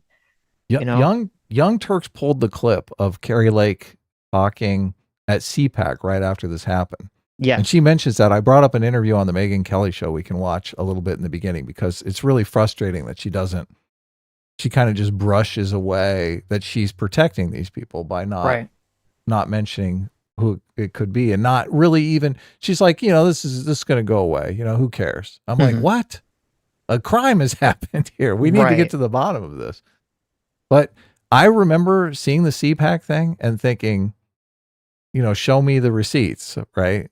Like she says, oh, someone showed up in my office and tried to bribe me to quit politics. I mean, it's a nice story, bro, but show me the receipts. Remember, we live in the internet culture, right? Show me the receipts. Receipts or it didn't happen, right? Mm-hmm. So now she drops the tape and she does have some receipts. Like that's why she's saying, look, I brought this up at CPAC and nobody even investigated. Yeah, because you didn't drop any receipts. Everyone thought you were just, BSing. Talking smack. So now people are talking about it, obviously, because you dropped some receipts, but it's just like, I want more receipts. Why are we? And it's frustrating to me that there's a huge story here, right? For some reporter that wants to make his way in the world. This is a story. This is a story to follow up. What happened here? Was it a legitimate offer? Was it just some guy talking BS? Was it a low ball off? Was it a someone who's competing against her in? Oh, I guess they're saying it was someone competing against her, but who the person competing against her? We need to know. Like that guy's obviously being bought off by some business interests or something. There's a story here. So you're completely correct, but I will tell you why it's not going to be investigated. Because they don't want to drain the swamp. That's what's so infuriating about this. Well, even by journalists. There's a lot of angles here, right? So, first of all, I don't think this is not going to be a Milo Yiannopoulos situation. So the Milo Yiannopoulos situation was him claiming that he could out a bunch of people who were in the Republican Party who were, doing inappropriate things with children, remember? Right. Pedos. Yeah. Right. And that he had, I think been a victim to this stuff. Right. Exactly. But he protected the guy. Right. Yeah. But it was remember, horrible. People only started criticizing the fact that he wasn't releasing the information once he got in trouble for something else. Once he already got outed and attacked for something else, then it's like, oh, why aren't you doing this? Right. Yeah. Because he made those comments like a year and then nothing came of it for like a year or 2 years. It was only down the road when the attacks the Republicans are not going to want to dig because they don't want to find out that there's something fishy about this story. I agree with you. Right. And so people like Kari Lake right now, so they're not going to demand that she release this information because they like her and they're going to hold this up as like, look how awesome she is, this conversation. That's what's so infuriating about it. And so you have the populists are not going to attack, not going to dig because they want to hold Kari up as based. The swampy Republicans are not going to dig because obviously whatever information is because they're going to be found out. Yeah. Right. They're going to find out. Now you say, okay, but what about like the left-wing media? Why are they not digging into this? This should be a good opportunity to attack the right. Right. I don't think my prediction would be that the left isn't really going to dig in the story too much because number one, they don't like Kari Lake. Yeah, they're worried it's going to be true. Yeah, they don't want to do any story reporting that makes Kari Lake look good. I would imagine most left-wing journalists would agree with these quote swampy Republicans who want to pay Kari Lake not to run again. They'd be happy about that. So why would a left-wing journalist go investigate to expose these people that they agree with more than they agree with Kari Lake? Yeah. This is this is horrible. This is just so horrible. So we'll probably never get to the bottom of this unless Kari Lake falls out of favor or something. So, which is sad. I want to know the exact offer. They Okay. probably were offering her a manager position at a Pizza Hut. Well, Like no, that probably changes not. the story tremendously. Well, here's what's interesting. So in the These are audio, nobodies. This is like the Big Lebowski here. This is a guy who thinks he's big and important making an offer. That changes everything. well, here's what I'm interested in. So in the audio, we don't hear what the offer is Yes. at any point. She throws out big numbers and everyone's like, oh my God, she turned down $1 billion. You don't know that it was $1 billion. It was That's not a a billion. laughable offer. Obviously not $1 billion. She was saying that to be hyperbolic. But we don't know what the offer is. And so I'm curious if either A, the offer never was offered specifically because she flatly refused it before it was even offered, which is possible. But the only reason I think maybe that didn't happen is because DeWitt says in the audio, will make me a counter offer. And that doesn't make sense that he would ask that unless he actually made the original offer in the first place. The counter offer could be, how about 1 year? Because his offer is, you leave politics for 2 years for some undisclosed amount of money. Well, it couldn't be for 1 year. There's nothing to run for in a year. It has to be 2 years. Well, okay. But I mean, she could still be involved in politics without running, though. I thought the offer was for her to shut up. The offer is for her to drop out of the Senate race and run for governor in 2 years. That was the offer. Okay. I'm just saying. So, but again, it's possible he never made the offer. But I'm just saying, since he said, "Give me a counter offer," that makes me think that either A, there was an offer that maybe was edited out for some reason of a specific amount. Oh wow. Or okay. B, he could have had a piece of paper or some visual thing. Oh, you're right. This is what the offer is, and we don't know what that is. So I am curious if that offer was ever made or not in the conversation. Yeah. Look, see, we want to know. This is why the whole idea that everyone is like, yeah, this story's over. Well, moving on. Right. I'm like, what are you talking about? There's like a million things left to uncover in this story. Well, I would guess, so if people were mad in the comments, which I didn't read, I would guess part of it is the vibe of people want to listen to this and just say, oh my God, Kari Lake is a hero, right? Right. And if we're like, well, I mean, she's doing this for cynical purposes, right? That's going to upset people. That's going to upset the vibe check of the situation. Which I said this in the video. I said, yeah, it is commendable to an extent that she turned down this offer, because a lot of people would take the offer. They say, okay, pay me off, right? And she didn't do it for whatever reason. I can't. But I got to know the offer, though. That's true. But you got to also acknowledge that, yeah, it is commendable that she did that. But also the release of this 10 months down the road is very convenient for her. And that's fine. You know, you could say, okay, that's fine. She's leveraging it to her advantage. Okay. So good for her, I guess. People are talking about Tim Scott being high up on the list for VP for Trump. Have you heard that? I have. And I saw everyone was making fun of him in that speech where he's like standing behind Trump, like looking over his shoulder. Like, oh yeah, no, he's in there. Pick me. Yes. I think it's hilarious that if he's the VP, man, Adam is just, I can't be stopped. I'm fucking Nostradamus here. Because I made that call forever ago, that Tim Scott would be the VP. I even said he would be the VP even if DeSantis won the primary, when DeSantis was actually seemed like he was a threat to Trump. Right. Yeah. Look, if Tim Scott turns out to be the VP, unstoppable. Anyway, I mean, you know. Yeah. Look, right now, I think what is happening, and Trump kind of ran I don't think Trump ran a good campaign in 2016. I think he just got incredibly lucky. I think now he's very serious. I think he's probably doing a bunch of internal polling in swing states where he needs to win in, swing counties. And they're probably running the numbers on whether or not a female is going to help him in those swing counties, or a black guy is going to help him in those swing counties. And he's going to pick based on those polling results. I don't think Trump is just going to, look, I'm picking my friend. Look, he's also looking at Ben Carson. So he's got options for the black guy, and he's looking at multiple women. He's like, I got options. What white guy is he looking at for VP?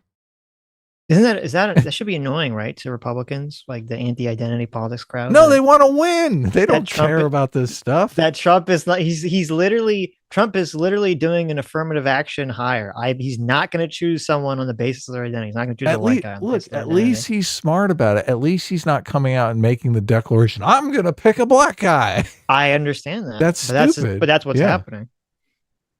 Yeah, it is. Well, I don't know, but he could still surprise us. He could completely not choose a black guy or a woman and just choose some random white guy. That's definitely possible.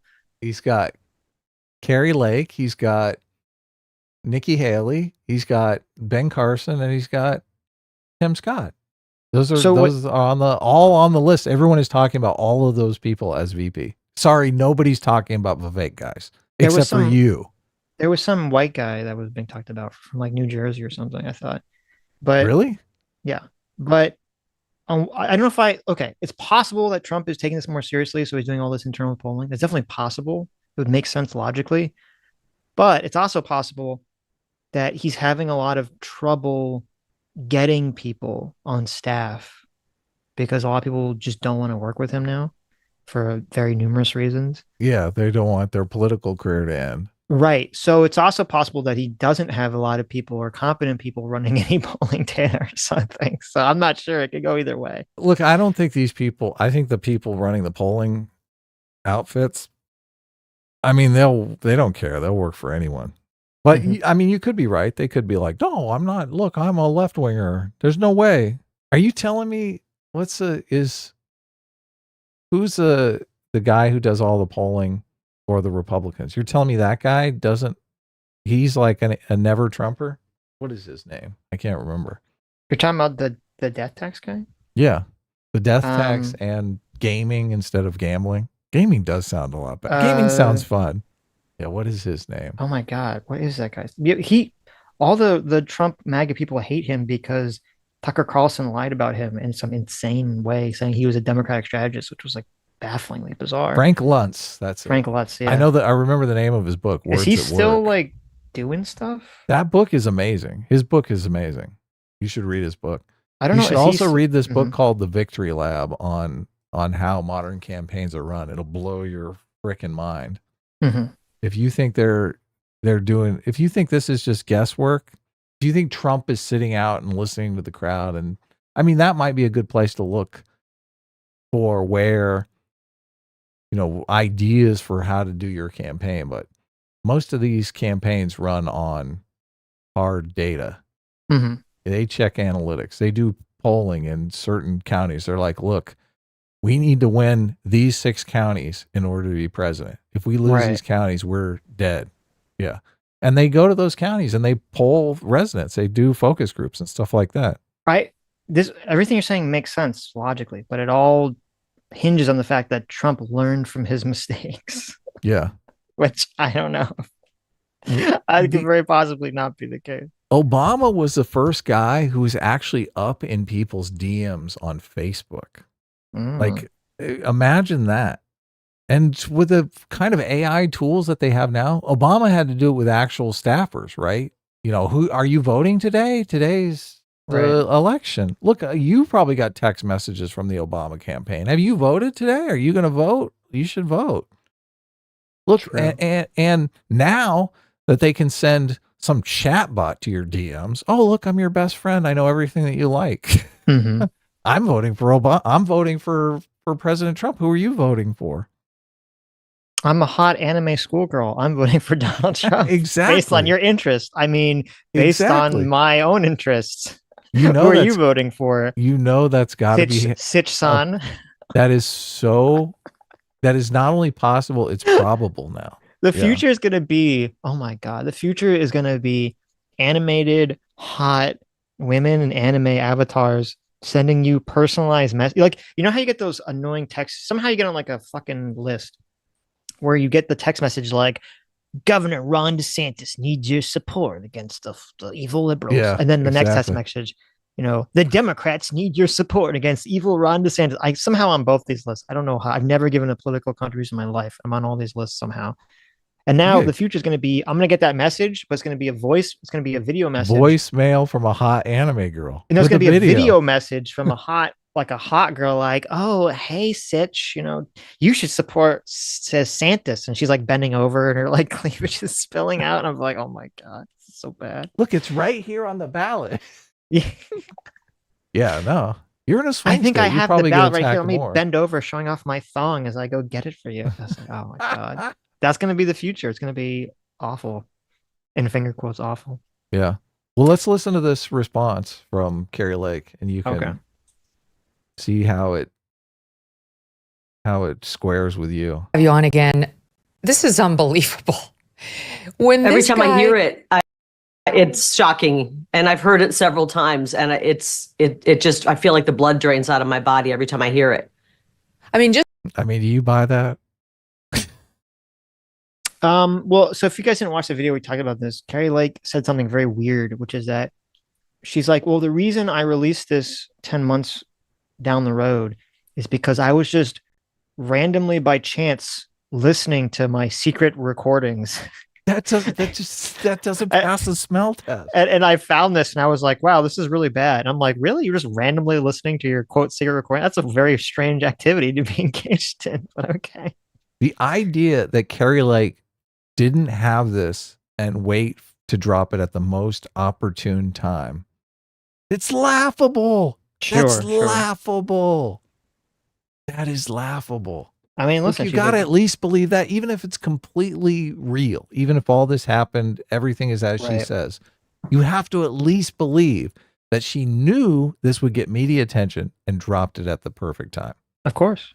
She's a good politician. Yes. just so the audience knows to kick it off. Look, I don't know how you feel about Kari Lake. I don't know anything about any of her policies at Look, all. this is standard political operations. Yeah, look, I'm not a hater of Kari Lake. I don't know what her political positions are. You know, if she's wants to raise the voting age to like 40, I'll probably be against her. If she's for the gold standard, I'll probably be against her. Look, I don't know her policy positions, but I have no animosity. This story, I want to know more. Look, I don't like corruption. Sitch, I'm assuming you don't like corruption. I right? love corruption. No, he hates as long corruption. as it's benefiting me. Okay. He hates corruption. If anyone wants to pay him. me, listen, if any people back east in DC want to pay me millions of dollars to completely change this channel to become a communist, I will do it. Okay. Just send me a DM. Hilarious. Yeah. So look, I want the thing that bothers me about this is the hypocrisy. I want to drain the swamp. These people are swamp people. We need to get to the bottom of this. You are running. You did not pull yourself out of any race, and you're doing very well for right now, trying to get the primary win so you can run as the Republican candidate out there, and you're crushing it at the moment. So this guy, the poll shows me 6 points up, Megan. So I think we're doing pretty well. And this conversation happened in my home 11 months ago. So this was powerful people back east trying to prevent me from getting into the U.S. Senate race. And honest to God, it's one of the reasons I said I have to jump into it. If these people back east, if these powerful people are going to try to bribe me out of politics, that tells me that I need to jump in with both feet. And that's one of the reasons I ultimately decided I have to do this. She's teasing me, Sitch. She's taunting me. Mm-hmm. She's like, I know who the powerful people back east are, Adam. Don't you wish you knew? These swamp dwellers. Don't you wish you knew who they were, Adam? Yes, I do. Tell me. If you just elect her, she's going to get to the bottom of it. Okay. Look, that's a good Look, I'm voting for Kari Lake now. I want to know. Tell me. Dispel the mystery. One of the interesting things on there to me is what can we do with her? Talking head. Is there some company that would take her? I mean, it's like that you used to be a news anchor. We talked about that when you came on before. They thought maybe we can just station her someplace as a talk. I mean, does that tell you anything about who is making the offer? Because my understanding is you don't know who was behind the money. Megyn Kelly, the consummate professional here. First question out of the gate. who the fuck are these people? Mm-hmm. I don't know who is, and I've thought about it many, many times. The sad thing, Megan, is you could sit and ponder for 24 hours and probably come up with a list of 400 corrupt people or entities, or maybe even more. It could be anyone. The whole Washington, D.C. swamp is so corrupt. So I don't know who it is. You know, I've had my suspicions here and there, but I really don't know. And you wonder how many other people get this offer. You wonder why good people don't get into politics, because maybe the minute they step in, they get a meeting like this and they decide to step back out. It's disturbing. We've heard about this kind of stuff happening. I will be honest, when it happened, it was so surreal. And I was in a hurry because I was finishing up my book, finishing the edits on my book. I know you've been there before and you're under deadline. And I was getting ready to pack for CPAC, where I was going to go and be a keynote speaker there. And so I shooed him out of the house, and I got on the plane later on, and I was thinking about what I wanted to talk about at CPAC. And, you know, many times during this conversation, he said, this conversation never happened. Don't talk about it. Don't say anything about it. And I said, I have to say something about this. So I changed my speech the next day at CPAC, and I brought this up immediately. So I've been talking about this conversation for 11 full months. I didn't name who it was that came to my home, but I, in very good and sharp detail, described what happened. And the mainstream media never once contacted me and said, hey, what was that about? Who was behind that? This is just, you know, they're so in cahoots with the swamp back in DC, the mainstream media is. And that's why we're lucky to have independent people like you out there, where we can get information and trust it. Okay, so let me translate here. There are absolutely so many people that this could have been that there's no possible way that we could ever find out who made this offer. Look away, move along, don't talk about this anymore. Right. I'm a superstar, elect me.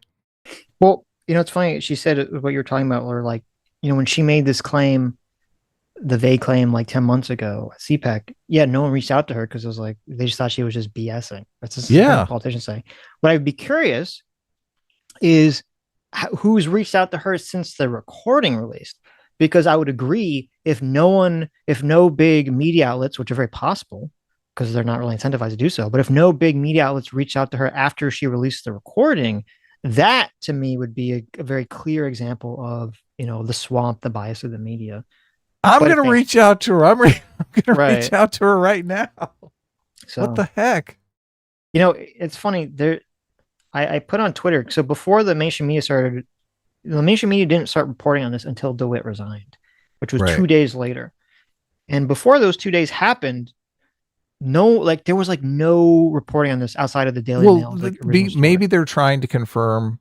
They're trying to confirm the story. They think, okay, well, this could be. It wouldn't take 2 days. And even if they hadn't confirmed it, so if this was a story that, say, hurt Trump, okay, in some way. Oh yeah, they don't need confirmation, though. Right? Or if it hurt Kari Lake in some way, if this was a story that made Kari Lake look bad, the media would have reported on it immediately. Okay, so of course, no confirmation necessary. Right? Yeah, exactly. So I just want to show you, this is like the brain rot. This is like the classic brain rot of someone who has no free will. Okay.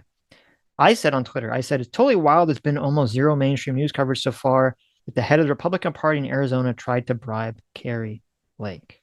Okay. So some guy who's like a big left-wing guy, he responded to me saying, that's because that's not what's happening in the phone call.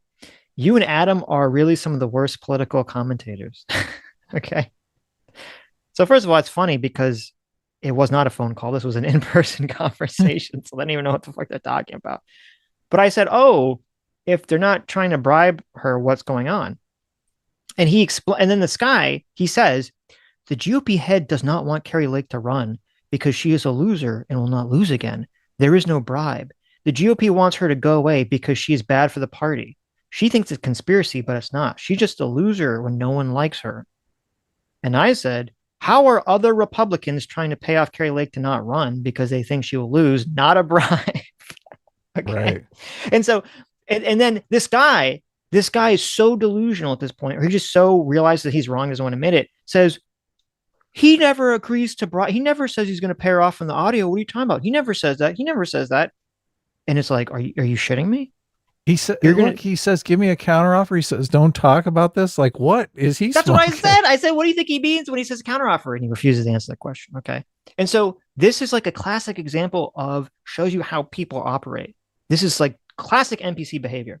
Because this guy doesn't like Kari Lake, he literally, his brain is incapable of actually interpreting Processing the information, yeah. correctly. Like the emotions, his elephant is so wild in this person's brain. He cannot say, no, very clearly, this guy is trying to bribe her. He's trying to pay her off to do something. And because he doesn't like Kari Lake, he just melts. No, there's no bribe. What are you talking about? It's so funny to me. So he's coming at it from the opposite perspective. He's like, look,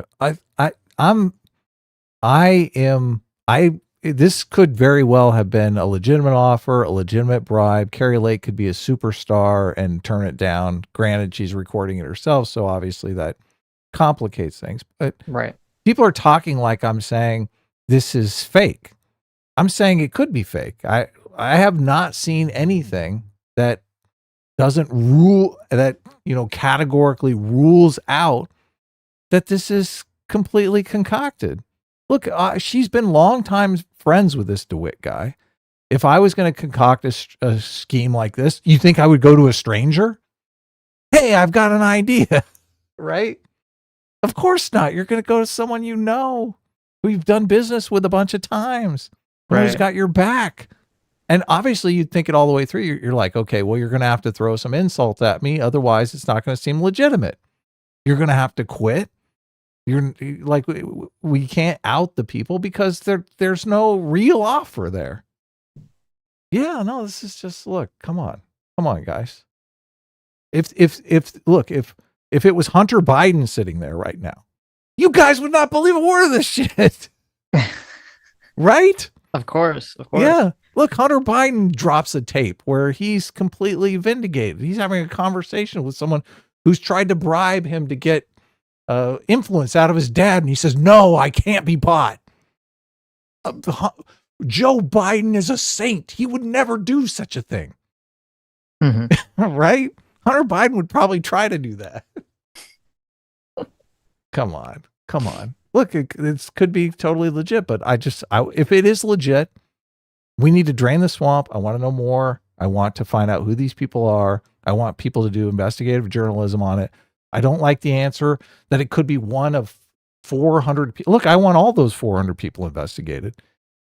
It's crazy to me that people think DeWitt has 400 people in his Rolodex that are all corrupt. This can't be that hard to figure out. Look, the internet awe test could figure this out in an afternoon. True. Yeah. Okay, we don't have to watch any more of this clip. But... Okay.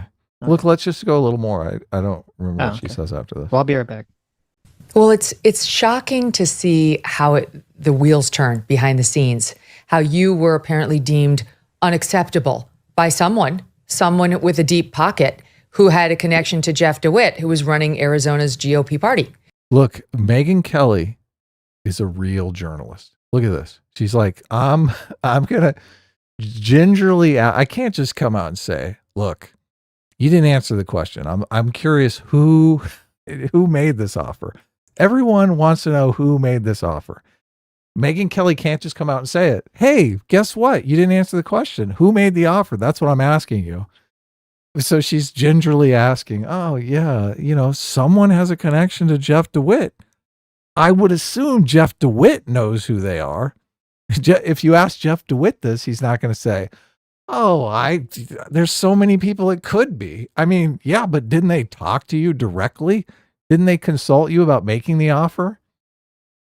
And to the point where they got him to go to you and say, hey, would you take a bunch of money to get out? Now, who was this person? What other candidates did they buy right out of the races? Were they all MAGA candidates who said yes? I mean, you can guarantee it didn't stop with just you. And it really, like I just said yesterday, I'm not much for conspiratorial. There's a cabal of people who made the decision to do all the indictments. I don't know. But this is exactly the kind of thing that makes you think maybe there is. Some of these conspiracy theories have come true in the past few years, as we've all seen. Yeah. It's just so shocking because Here, Jeff DeWitt, by the way, he resigned yesterday, was leading up the Republican Party here. I endorsed him.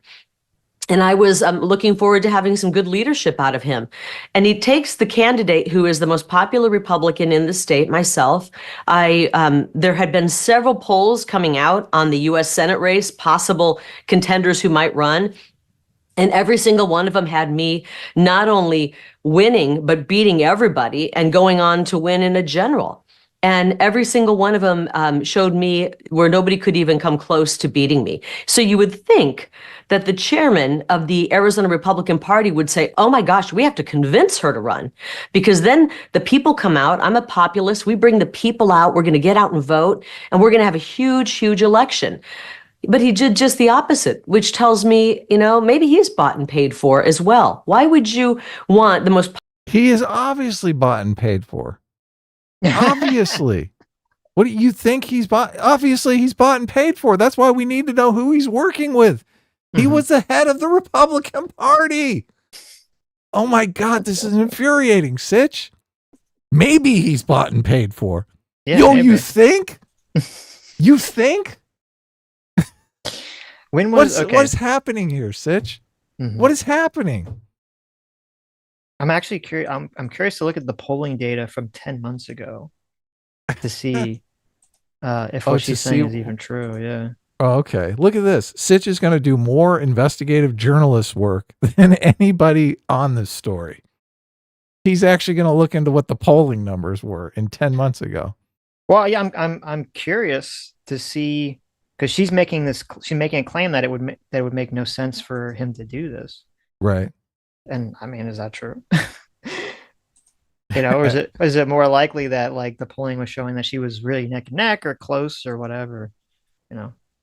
I have heard some Kari Lake speeches, and I got to tell you, I mean, I like what she has to say. I like get rid of corruption. I like populism. I like drain the swamp. I like give power to the people. When she says those things, I'm on board. When she says "Go America," talks about American exceptionalism. Look, I'm on board. I love that stuff. It doesn't mean I'm gonna like turn my brain off about this situation here. So right. Now I'm curious because we don't know the exact date that this conversation happened. Well, we know it was a few days before CPAC, and we know when CPAC happened, right? When was she said she went CPAC? She changed her CPAC speech on the fly because of this conversation. Okay, so that was March 1st. Right. Yeah, Okay, so it's February. Okay, so I found a poll from the middle of February. So maybe this is related. This is just one poll, but I'd have to find more. That showed they did a matchup between the Democrat Ruben Gallego versus all the various potential Republican candidates, and Kristen Sinema, who is, I believe, running as an independent or was. And it shows that Kari Lake did the worst out of all the potential people. So she's not even a threat. What at the time that this guy would have made this offer. So that would make sense for the Republicans nationally to, if they looked at this poll, to look at that and be afraid.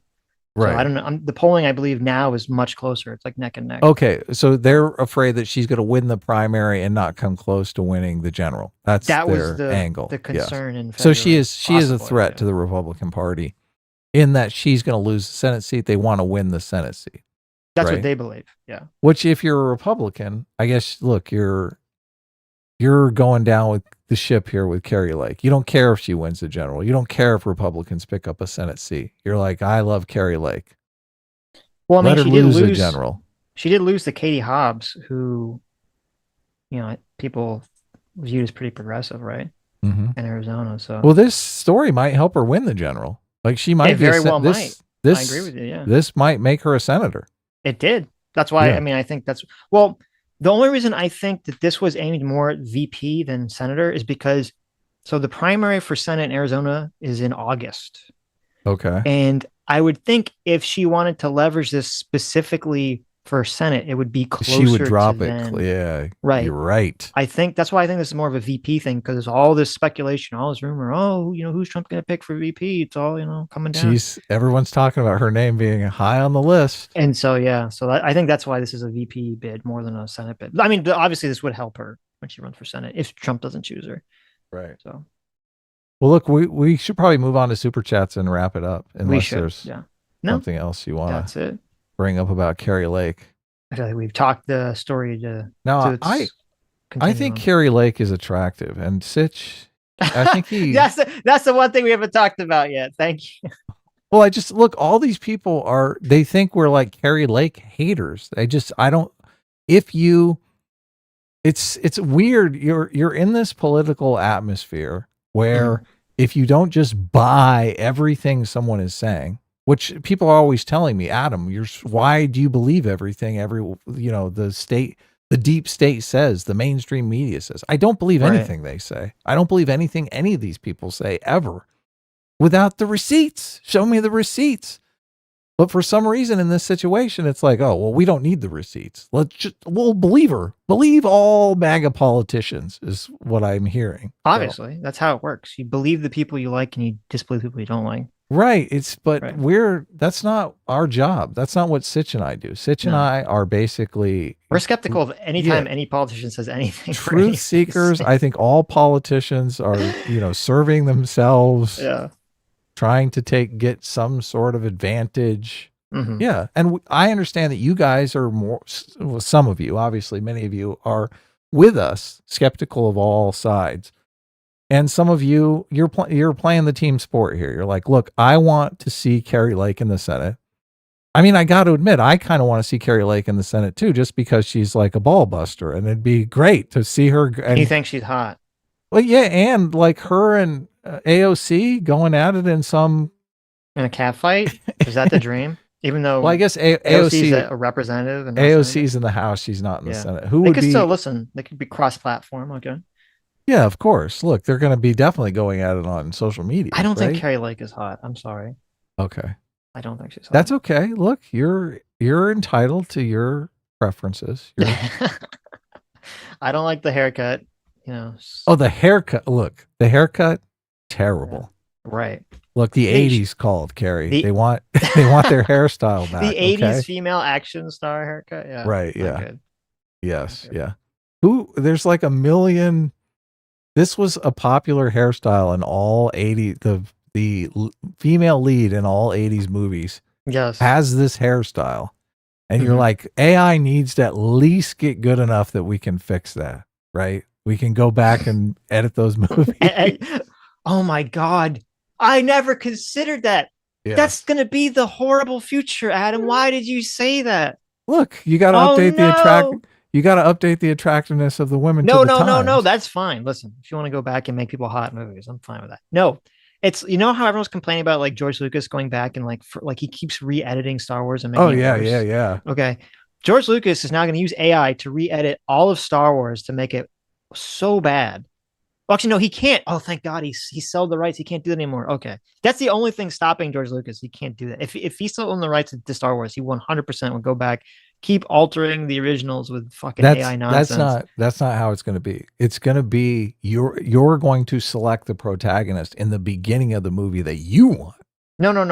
That's going to happen too, and that's going to be a good thing. But what you're going to see, it depends where wokeness goes, because there's going to be a big push that like we need to go back and use AI to like fix the sexism and racism in old movies that are like popular. That's terrible. They're going to do it. Watch. In other news, I don't know if you saw this. The United Nations Organization for Palestinian Refugees has fired a dozen staffers over claims they took part in October 7th Hamas terror attack on Israel. What? What? For real? Yeah. That's insane. They were involved in the terrorist attacks? Alleged. They were alleged. Staffers? Mm-hmm. UN staffers. They were running around with guns. They were alleged to, and they've been fired. I don't know if any of them have been like confirmed via investigations or anything, but that's pretty bad. That is insane. That's pretty bad. Wow. Wow. That's not a good look for the UN. Wow. Yep. Okay. So we'll see how that story develops. Oof. Oof. Okay. Let's read some super chats. Spencer Harmon for $20 says, hey, I corrected the record on Texas on Scuba Steve's channel. Not everyone's getting it wrong. Yes, that was you, Spencer. Thank you so much. Spencer correctly super chatted and correct the record. So thank you for that. That was accurate. Yeah. Spencer Harmon's always in our comments, and he gives us money in the. I don't even know. I didn't even know you could do that. But Yeah, thank you, Spencer. Spencer is based. And I did respond to his comment. I think it was on the Kari Lake thing. I always want to say Ricky Lake. I don't know why. I know. Yeah. Your comment, Spencer, is what made me look into this to find out what was true. And I was like, oh my God. It's so rare that the mainstream media story is true. It's like they all just play team politics. So we don't have journalists anymore. Yeah. And that, because right now there was, I'm sure you saw all the news, they had not Tommy Lauren, what's her name?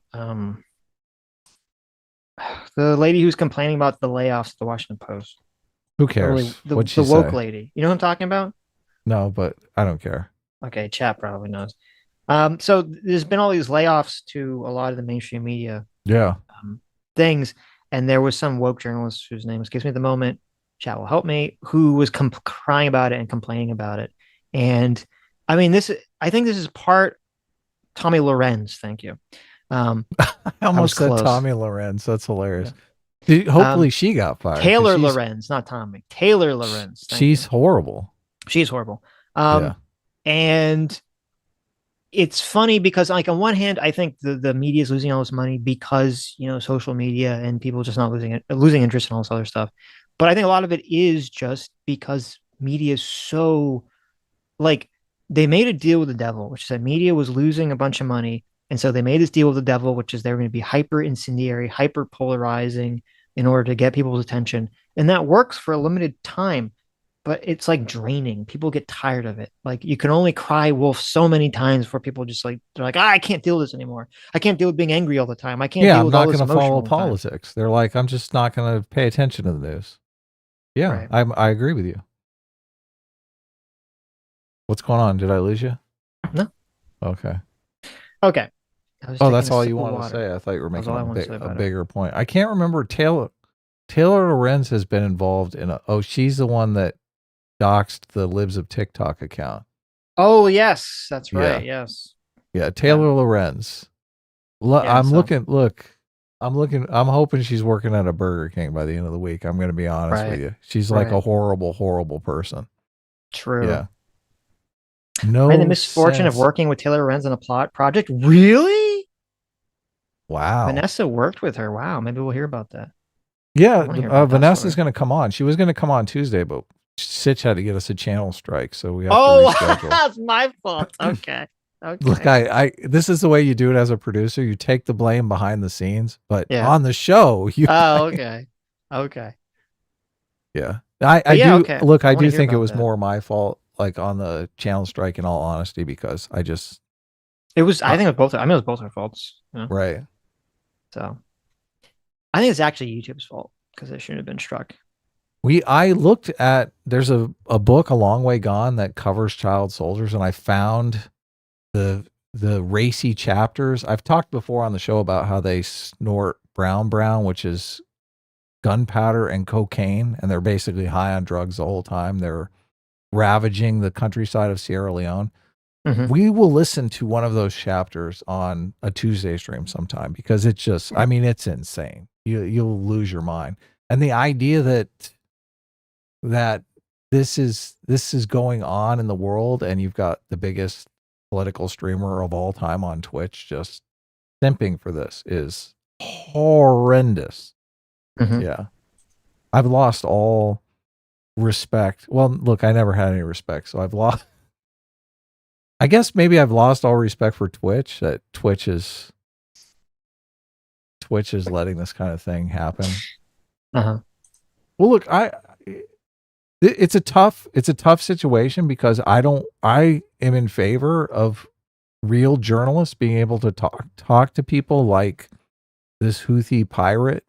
Like, I want a real journalist to have a conversation with him, not Hassan, who is just basically giving everybody fake information, True. right? So you don't want to say that this can't happen, but at the same time, it sucks that Hassan is not a journalist and he's the one with these opportunities. It's disgusting. Yeah. I sent you a picture. You should bring it up. Okay. Is it a nude of Kari Lake or something? It is not. You degenerate. Captain Solo 24 for $20. Thank you so much. Says, guys, Ben Shapiro and Tom McDonald apparently did a music video together that was released today. Are we gonna get? No, we're not gonna watch claim. it. Yeah, we're not gonna watch it. I am dying to watch this. So yeah. I sent you a screenshot. Yeah, I'm bringing it up. Yeah, it looks hilarious. Kind of amazing. So I was kind of like scrubbing through it while you were talking. So Tom McDonald is a right-wing, like rapper, right? Yes, I guess. I'm not familiar with in the vein of Eminem. Mm-hmm. Yes. Okay. A white black rapper. He did he did a rap with Ben Shapiro. This is actually Ben Shapiro. It's not like an AI generation or something. And it looks very funny. So I'll definitely check it out after the stream. This is insane. That looks very funny. So. Yeah, thanks, J-Mac, for turning us on to this. This is like... And Captain Solo. Yeah, J-Mac talked about it too. J-Mac for $20 says, did you guys watch the Tom McDonald's Ben Shapiro rap yet? No, but we will as soon as the stream. Yes, we are going to watch it. Yeah. Looks great. And Ben Shapiro's really smart because I think, a lot of people on the left are going to make fun of him for this, but this is definitely going to increase his status, his standing. A lot of people liked a lot of the Ben Shapiro Thug Life memes and other memes, that came out of his original content years ago. So. Oh yeah, and this is comedy gold here. I'm assuming Ben Shapiro is not playing this serious emo. No, it's yeah. If he is, that's like part of the bit. He's wearing a sweater that, like, the Dare logo says "Facts. Don't care about your feelings." Okay. I mean, obviously, this is very tongue in cheek, This is amazing. Yeah. So. He was kind of the best part of Lady Ballers. I really liked his performance in Lady Ballers, even though he just had little cameos. But who was he in Lady Ballers? I already forgot. He plays the referee. Oh, he's like barely in it. He's barely in it, but it's funny. I find Ben Shapiro's humor funny. Okay. I mean, he was fine in it. I actually thought Lady Ballers sucks. It's not very funny. But the young woman who's like female young Ben Shapiro was pretty funny. You know what I'm talking about? Yeah, I don't think she was in it though, was she? She was. She was in it with. Yeah, she was. What do you mean? She was in it with Brown Matt Walsh. Was she? Oh yeah, you're right. She played one of the news reporters. What's that guy's name? I'm like blanking on everyone's name. My brain's not working today. I know. We've had 7 days of not talking. Michael Knowles and Brett Cooper were like commentators, and they kept getting more ridiculous, like as the movie continued. And I was like, oh, that's kind of funny. Anyway, Lady Baller sucks. Let me read the super chats. Okay. Sitch doesn't like fun, so he doesn't. He's against. He didn't like it either. Ballers. What are you talking about? Yeah, but people don't need to know that. Come on. Critically Chibi for it just wasn't funny. Critically Chibi for 5 get the memberships. Thank you so much. Adam Gadball for $2 says late and gay and free at last, baby. US. Ah. Can I just say one thing about Lady Ballers, just because it's so ridiculous? The thing that really irked me in Lady Ballers, was towards the end of the movie, some woman is in the stands with a sniper rifle, and she's literally like shooting at people, and no one is taking it seriously. Like there's someone with a gun openly shooting at people, and they're playing it off for laughs. I was just like, this is so ridiculous. Like there's a line, even in like The Other Guys, right? When they do the desk pop, there's some believability there, right? that he's dumb enough to shoot his gun off. You know, somebody has to come and fix the roof. He gets in big trouble for it, right? Well, There's that's the joke. That's what happens. Yeah. right. There's some level of believability to it. The woman in the rafters sniping at people during the game, who's like a main character in the movie, and there's no arrest or people just ignore it. I think people actually get shot.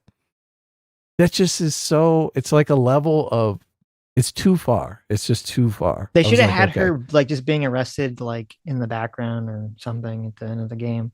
Yeah. Yeah. Some sense of reality. Yeah. So Lady Ballers, to not get into it too deeply because it's not worth it, it's very clear to me that it was trying to be, it seemed like it was heavily inspired by the movie Basketball, which is a very funny movie by Matt Stone and Trey Parker, the South Park people. Because it feels like it's trying to go for that tone.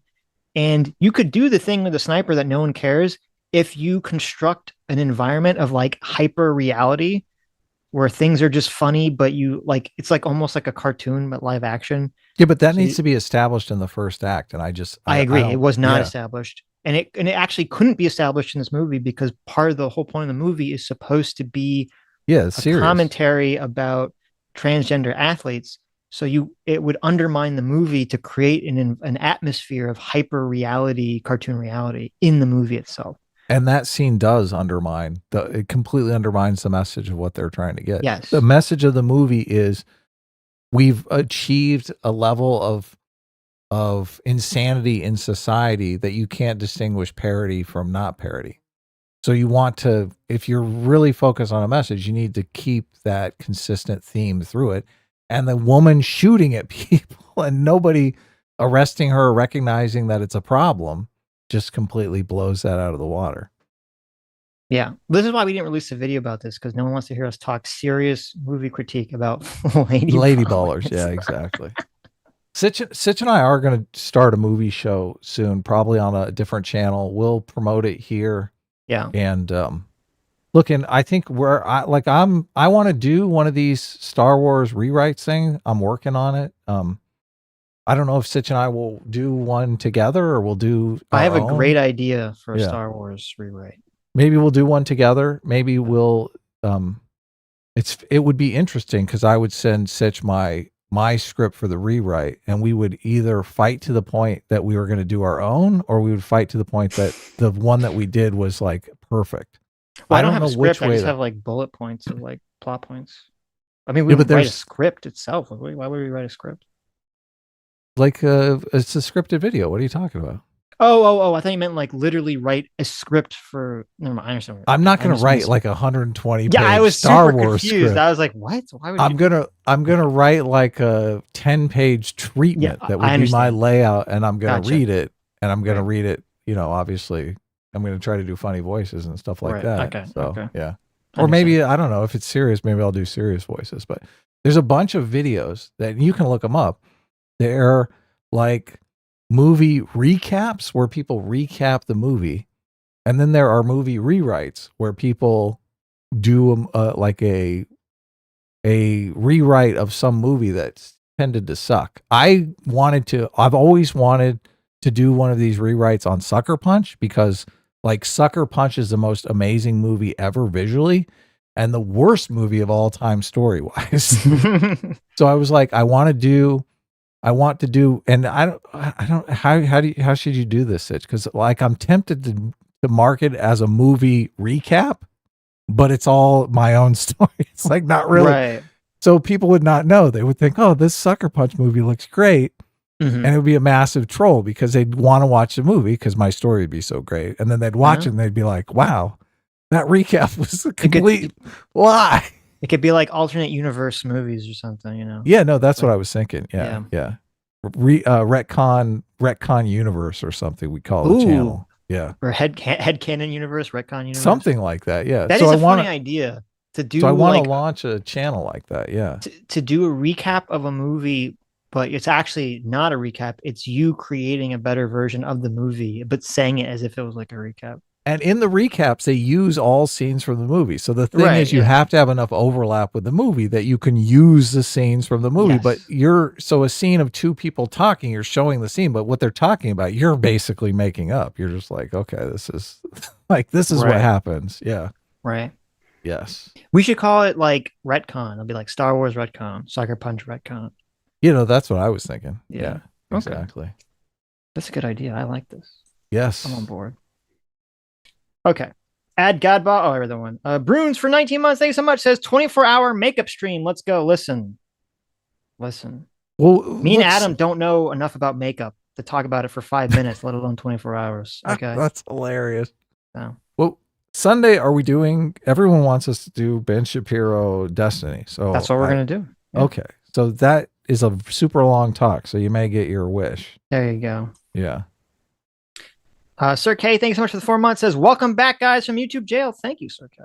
Yeah, thanks. Buster Feely for 11 months says, you have been missed, boys. Heart. Thank you. We missed you too.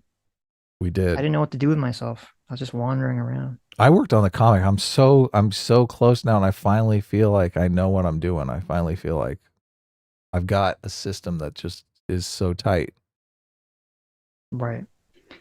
No. So the when we do this, our idea, it's not a comedy. Like bad lip reading is hilarious, but it's a comedy, right? Mm-hmm. Or in a nutshell is a comedy. Like this would be like us making it actually better. It wouldn't be funny. So. Well, it could be if it's a comedy. It depends. Well, if it's a comedy movie, sure. But I'm saying like us redoing Star Wars wouldn't be funny. It'd be like how it would be, good. I mean, we could retcon Lady Ballers. We could do one with Lady Ballers. There you I go. think Lady Ballers is and I'm dying to do one with. We did kind of an impromptu one with Barbie where we were like, this is what should happen. Like we could do one with Barbie. Yeah, very easy. Yeah. Where the Barbie Supreme Court outlaws gay marriage because they don't want the Kens hooking up. Like that's got to be a scene in our retcon. Right? That's comedy gold. There you go. That is comedy gold. Yeah. Solidos for $2 says your jailbreak was supposed to be yesterday, late. Yeah. Listen, Adam made a mistake. He just tweeted out that tweet without talking to me. He got a little half cocked. He was excited. I get it. He hasn't talked to me in a long time. He misses me. Well, it's confusing when it actually expires. You don't know when the 7 days is up. Like they don't give you a specific time. Yeah. Yeah.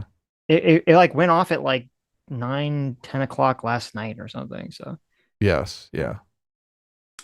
Sketch for 18 months says freedom. Thank you, Sketch.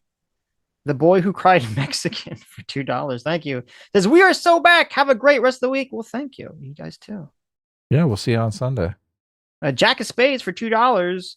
Continuing the trend that no one understands how YouTube's things works because it says this is your third ever super chat, even though I know this is not your third ever super chat. So it's congrats on getting out of YouTube jail. Well, thank you, Jack of Spades. Yeah, thanks.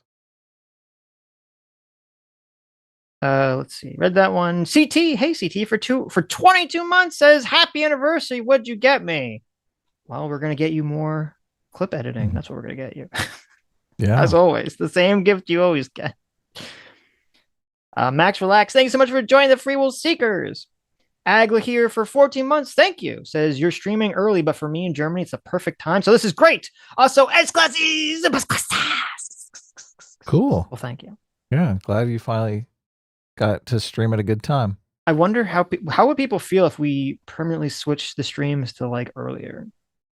I mean, I'm more on my game, right? When I get out of bed, I don't know. Maybe we'll talk about doing that. But people like it. And it's funny because you go back to our streams and you listen after we've been streaming for 10 hours and it is kind of just natural comedy because Sitch and I are so out of it. Well, so even if we streamed earlier, we'd still be out of it after 10 hours of streaming. Of course, right? yeah. So it doesn't matter what time it is. Of course, yeah. I mean, I'm open to starting earlier, sure. The Wooster for $10 says, GM guys, welcome back. Thank you. Did you guys watch the Millet speech? He killed it at Davos and totally destroys collectivists and statists. Also, Dave finally revealed his power level and went full identity politics. Did he really? Wow. Okay. Well, yeah, no, I did. And there's the Millie speech going around. There's like an AI fix of the video where he speaks in English with an accent and it actually does his lip reading and everything. It's freaking amazing. That was crazy. Yeah, that was very interesting. I did see that. Yeah. The speech itself. Yeah, no, I thought it was great. Yeah, he goes after the communists hard. It's awesome. Yeah. Did you listen to the speech? Right? I did. Yeah. Yeah. I did. What's this about Dave? Oh, so The Distributus, right? That's who we're talking about. yeah, the Wooster's talking about Dave the Distributus. Wooster sent me this tweet from him where he said all politics is identity politics in response to, he said that to Dev, the short fat talk. Right. Which is not true. No. Yeah. That's the leftist prescription. That's what there's so much overlap between the far dissident right and the leftists. They have basically the same worldview almost.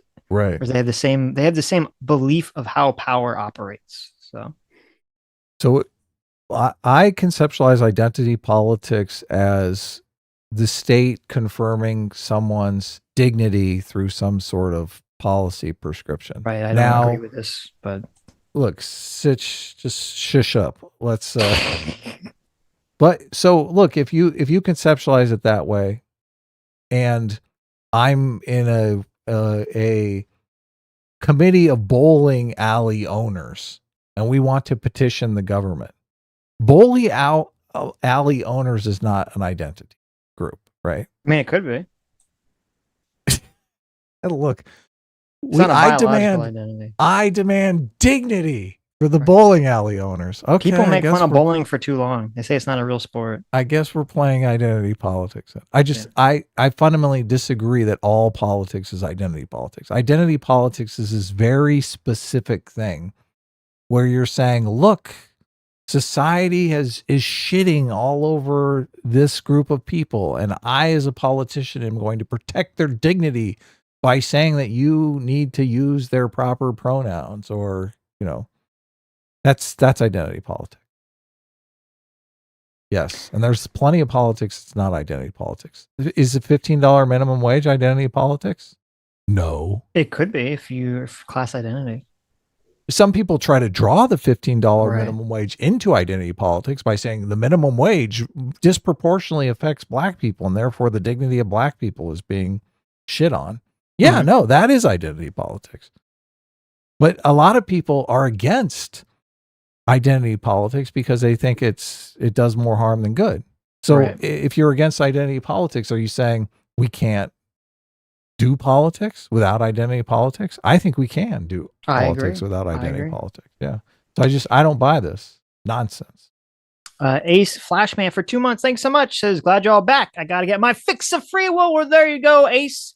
You get 5 free units of free will coming right at you.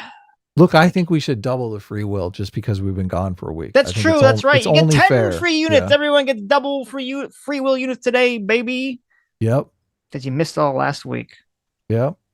I don't even want to know what terrible things happened last week. Well, you guys were, your free will stash was dwindling. True. Emperor Carl France. Hey, Carl, what's up? Carl, for 10 months, says the U.S. should declare YouTube a terrorist organization for holding our boys hostage. True. We needed the boys to come in and free us from the basement of YouTube. True. Yes. Grosero for $2 says, forget your wife, Adam. What about your kids? Oh, yeah. Well, I'll see you kids on Sunday. There you go.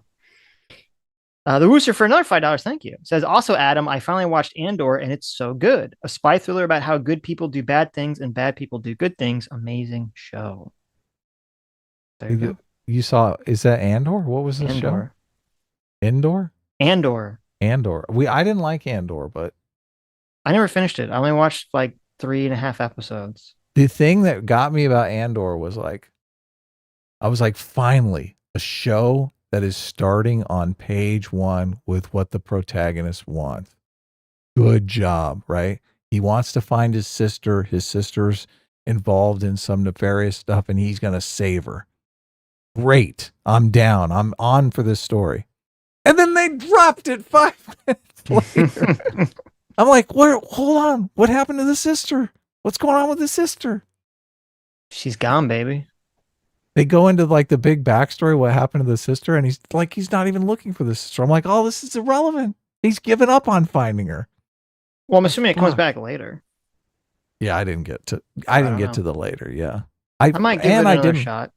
Look, there's this thing they call it Save the Cat, where you're supposed to have your protagonist save a cat or do something that makes you like the protagonist. Mm-hmm. As soon as he is trying to find his sister and then drops trying to find his sister to save his own skin, I'm like, this guy's a piece of shit. What the fuck? Okay. Yeah. So it had the opposite effect on me. But look, a lot of people have liked it, and I did watch other episodes where they go deep into the Star Wars lore. Maybe I will know more of the Star Wars lore now that the algorithm is feeding me Star Wars channels like crazy. Mm-hmm. So They anyway. never talk about the sister again. Oh, there you go. Yeah, they It do. doesn't really show bother what me. hap- I understand why that bothers you. It doesn't really bother me, but They do show what happens to the sister, and the woman kidnaps him, and she's the one that says the sister's dead. I'm like, who trusts their kidnappers? The fuck? Cyborg for 22 months says consistency is important for critiquing movies. If you don't have conflict, then it's obviously bad. The consistency of the conflict aids in critiquing. Sure. Yeah. Agree. Soldos for $5 says in a Squidward voice. I don't know if I can't really do a Squidward voice, but no, Patrick. Squidward. That is not a Squidward voice. Squidward. Who is that? Oh, you sound like where are the Krabby Patties? Yeah, Mr. Krabs. That's a decent Mr. Krabs. Oh, is that not Squidward? Who's Squidward? No, Squidward is the neighbor, the squid. You're doing Mr. Krabs. I can do Mr. Crab pretty well. Right. Where are the Krabby Patties? It's a little too Irish. Where are me Krabby Patties? You know who dubs Mr. Krabs' voice? Who? It's a very famous actor, Clancy Brown. Oh, no. Clancy Brown is the guy who was the asshole prison guard in the Shawshank Redemption. Yes. I'll bring up a picture so you guys can see him too. Also, I think he's Lex Luthor's voice in all like the old Superman cartoons. This guy he's great. He's basically like in every movie. Yeah, he's fucking everywhere. Okay.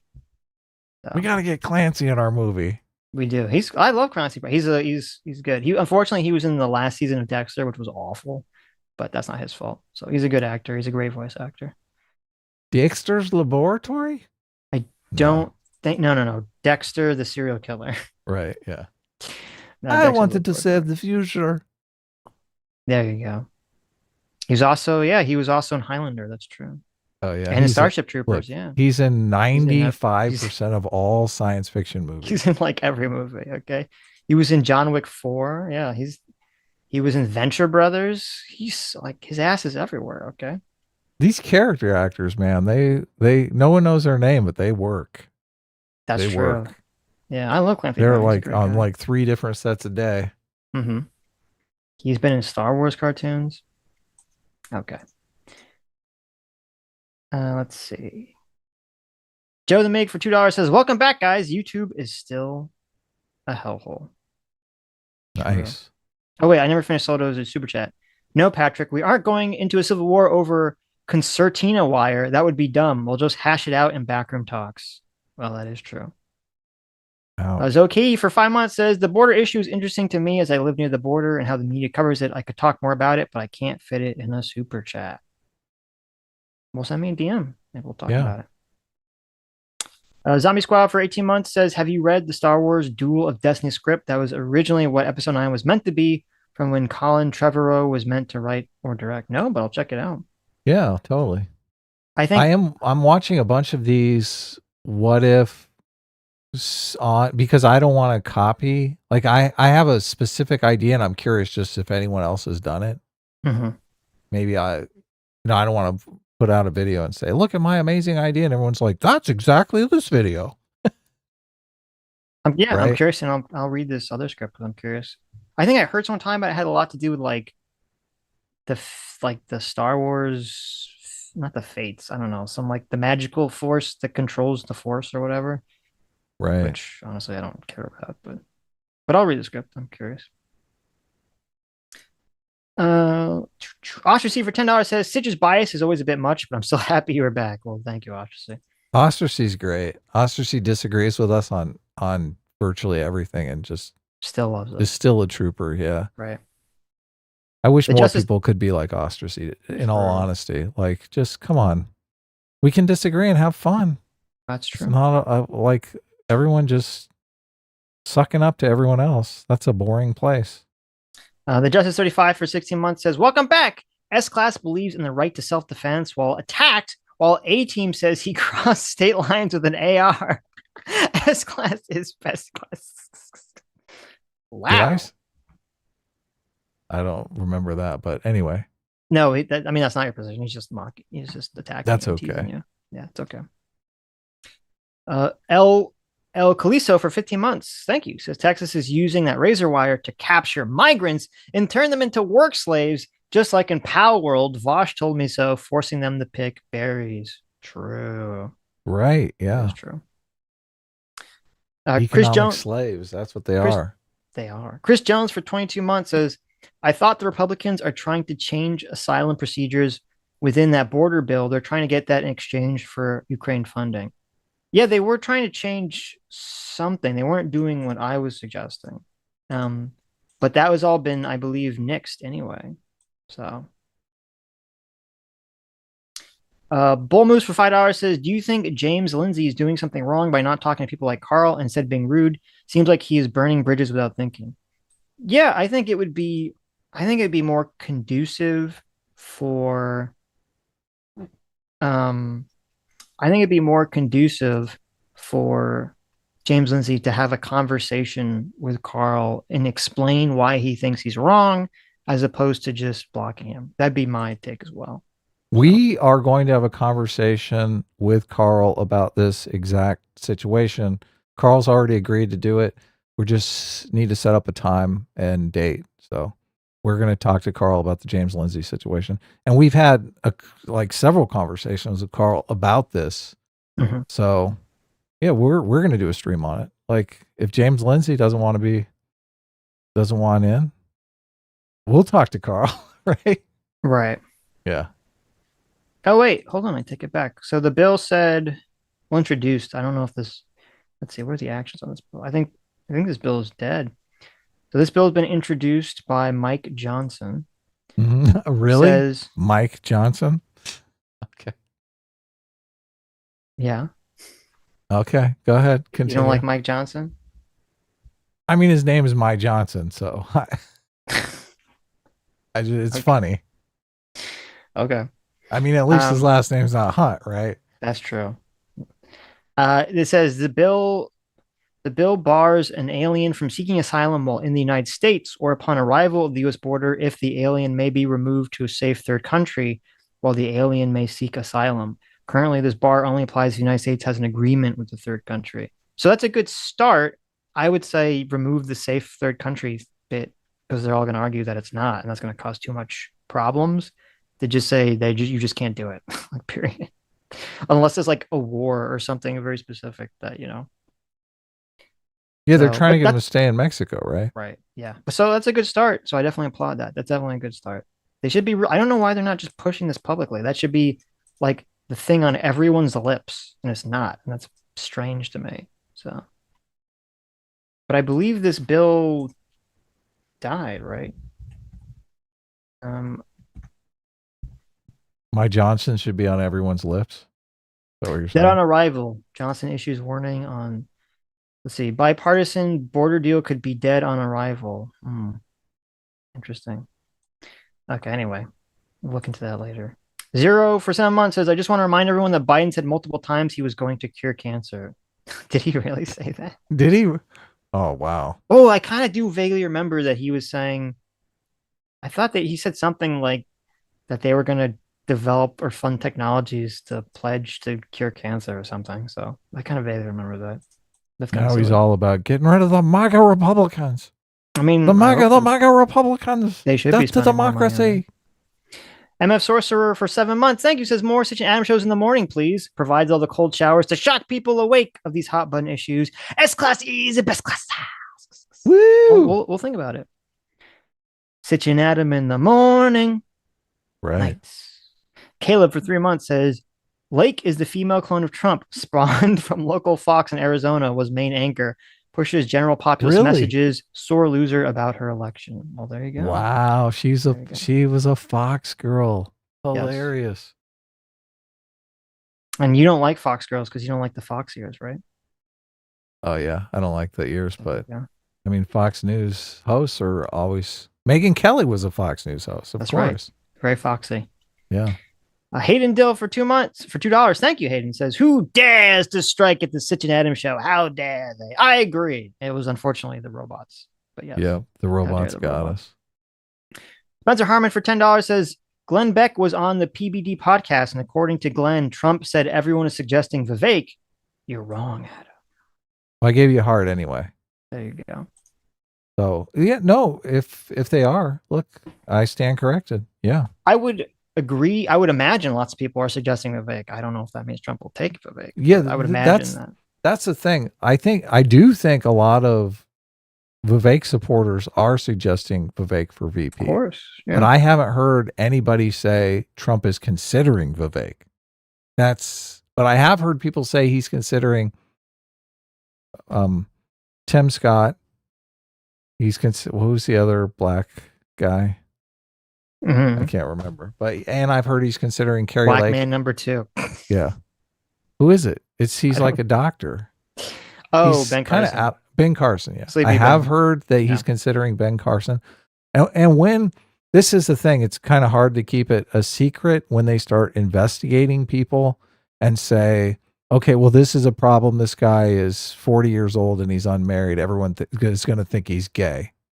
That's probably a problem. Oh, look, he just got engaged. Okay, well, that's problem solved. Like, there's a certain list of, they do background checks on all of these people, and they come up with a long list of things that could be a problem if they nominate this person as VP. I don't know anybody's compiling a list on Vivek. Which, I mean, when you get to the list stage, I think that's when you can say, okay, well, this person is really a contender for VP, right? Right. They're trying to rule them out. Have you heard anyone say anything about the Vivek list? No. Yeah. I don't think Vivek doesn't I mean, he could just pick Vivek doesn't if he get likes him anything. But Vivek doesn't get him anything of value, in my opinion. So Tim Scott gives him a chance of winning South Carolina. I mean, he may have won South Carolina already, but I can't remember if it was close or not. Remember, you don't always have to pick a VP because they grant you something. Because remember, Hillary picked that guy, I forget his name, for VP just because he helped her win the nomination because he was the head of the DNC at the time, even though he didn't net her any sort of like advantage in the electorate, which was a huge mistake on her part. Well, they probably worked a deal during the campaign. Oh yeah, no, it was 100% a payoff. Look, right. Help me win the nomination. Because if I don't win the nomination, I can't even run, and I'll make you VP. That was kind of wild. I'm sure a deal took place like that with Vivek to get out of the race and endorse him before, because he got out. And same with DeSantis. I'm sure there was a conversation with DeSantis. Look, if you want to be in the running for a cabinet position, get out of the race and endorse me, you motherfucker. Haley's going to beat me in New Hampshire, and it's going to suck. I'm not sure about that because they just run out of money, and then they just had to drop out, essentially. So I don't know. Maybe not. It's a little different. I like with Hillary, it was wild to me. And I remember talking about this at the time, that to me, her VP choice was such an obvious payoff. And I don't recall like the mainstream media even like talking about it, covering it. Because everyone was talking about, all the different people she would need to like shore up her, voting base in specific areas. And then she chose this like Tim Kaine, I know, it's ridiculous. Random guy out of nowhere, and I was like, "Oh crap!" And I was like, "Oh, obviously this is a fucking payoff." And Tim Kaine, I'm like, who is this guy? Yeah. Anyway. Yeah, normally they go for someone who's going to net them a state but they want to cover multiple bases, obviously. Right, or a demographic or something. Yeah, Biden picked a woman. Right. He's going after the female vote. M8566 for $5 says, "Hey Adam, how do you feel about the near constant hate California gets?" I mean, people are gonna hate. I like California, so Okay. I don't, I guess I'm apathetic about it. Blank's Escape Quarter for $5 says, "Welcome back, Copy Strike Bros. I just got one. When I review anime, I try to add what would be better execution because a lot of ideas could be done well." Well, there you go. Sorry you got a copyright strike. That sucks. Yeah. We got a community guideline strike. So, Right. yeah. Which is worse than a copyright strike, but copyright strikes suck too. I don't think when they give you a copyright strike, I don't think they make it so you can't stream for Yeah, 7 usually days. not. I don't think. Yeah. Unless you're like a super repeat offender. Dirk for 3 months. Thank you. Says, "Is this the place I can shill my homemade protein powders? I mean, if you pay us enough, of Yeah. course." We'll shill. Death by Sloth for 22 months. Thank you so much. Says, "I think, quote, identity politics is using linguistic shortcuts to make people care about a specific group, either for positive or negative special treatment." Right. Yeah, no, I think it's definitely about the special treatment. Yeah, that makes sense. Spencer Harmon for $5. Thank you, Spencer. Says, "Y'all wouldn't get a strike for Tom's song as long as y'all comment on it." Well, listen, we can't risk it. It takes like a couple months for the strike to go away, so we got to play it. Yeah, safe, exactly. you know? We're on our best behavior now. Yeah. So now, but thank you. Rex Vectum for $10 says, "Everybody be chill. The parole officer is watching." True. That's right. True. Fondue for $20. Thank you, Fondue. Says, "Welcome back, guys. On a side note, though the term useful fiction bothers me, it implies the concepts it represents are false, when what it's really saying is that they are immaterial. Just seems like bad framing to me." Is that for us using the term useful fiction? Because I mean, I do use that term from time to time, but that's an interesting argument that you're making. Well, I mean, what you're saying is true, Fondue. I mean, usually when I say useful fiction, usually, and maybe I don't know if this is related to, the natural rights conversation, because there was a guy who was speaking, some philosophy guy who was speaking at a TED Talk, and whoever started this, they like dishonestly clipped and then framed it because he was talking about like natural rights being fiction. And they clipped it and framed it as if he was like, "Oh, this guy is saying that natural rights are fiction, so therefore we should subjugate people." And if you actually listen to the whole speech, he's not saying that at all. He was saying that like these sort of social fictional constructs we create is what makes humans powerful and makes us dominate the world. And he was talking about natural rights, money, country borders. So he was saying that these things are positives, not negatives, but that they are constructs that humans have constructed. They don't exist in nature. And so people completely dishonestly, based off of the original person that dishonestly framed it, were saying like, "Oh, he's really trying to, this is all like a method of control, blah, blah, blah." And so, I mean, I thought that was really awful for people to do. Joe made some response video to me like randomly. I didn't watch it, so I have no clue what he said about it. Joe, but, good logic. Oh, okay. Yeah. Made a response to my tweet about it. But no, because I mean, I again, when I say I think natural rights is useful fiction, that's what I mean. I don't think natural rights are like, quote, real, but I do think it's a useful concept, and I don't have a problem with people advocating for it because, unlike some people, I do believe that the concept of natural rights, or that humans have natural rights, is so important that it be embedded in some kind of naturalistic idea that nature actually has these things embedded within it. So even though I don't think that's true, I'm totally fine with people arguing for that and pushing for that concept. And I think that's a good protection mechanism to protect our rights as humans. This is how imprecise, how imperfect language communication is. It uses the word immaterial, which in one context is true and in another context is false.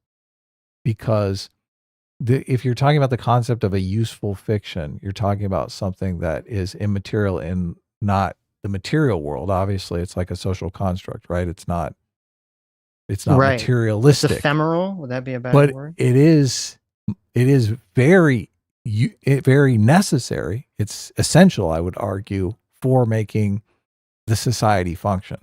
So in that sense, it is not immaterial. I'm sorry, ephemeral is the wrong word. It is important. It is essential, I would say. Right. So look, I don't necessarily know that immaterial word. I don't know if you're talking about, because sometimes when we have these conversations, that word trips people up because they do mean like in the spiritual realm, not the material world. That's the material that they're saying. I think I'm assuming on this based on the context of the super chat. What he meant was Essential.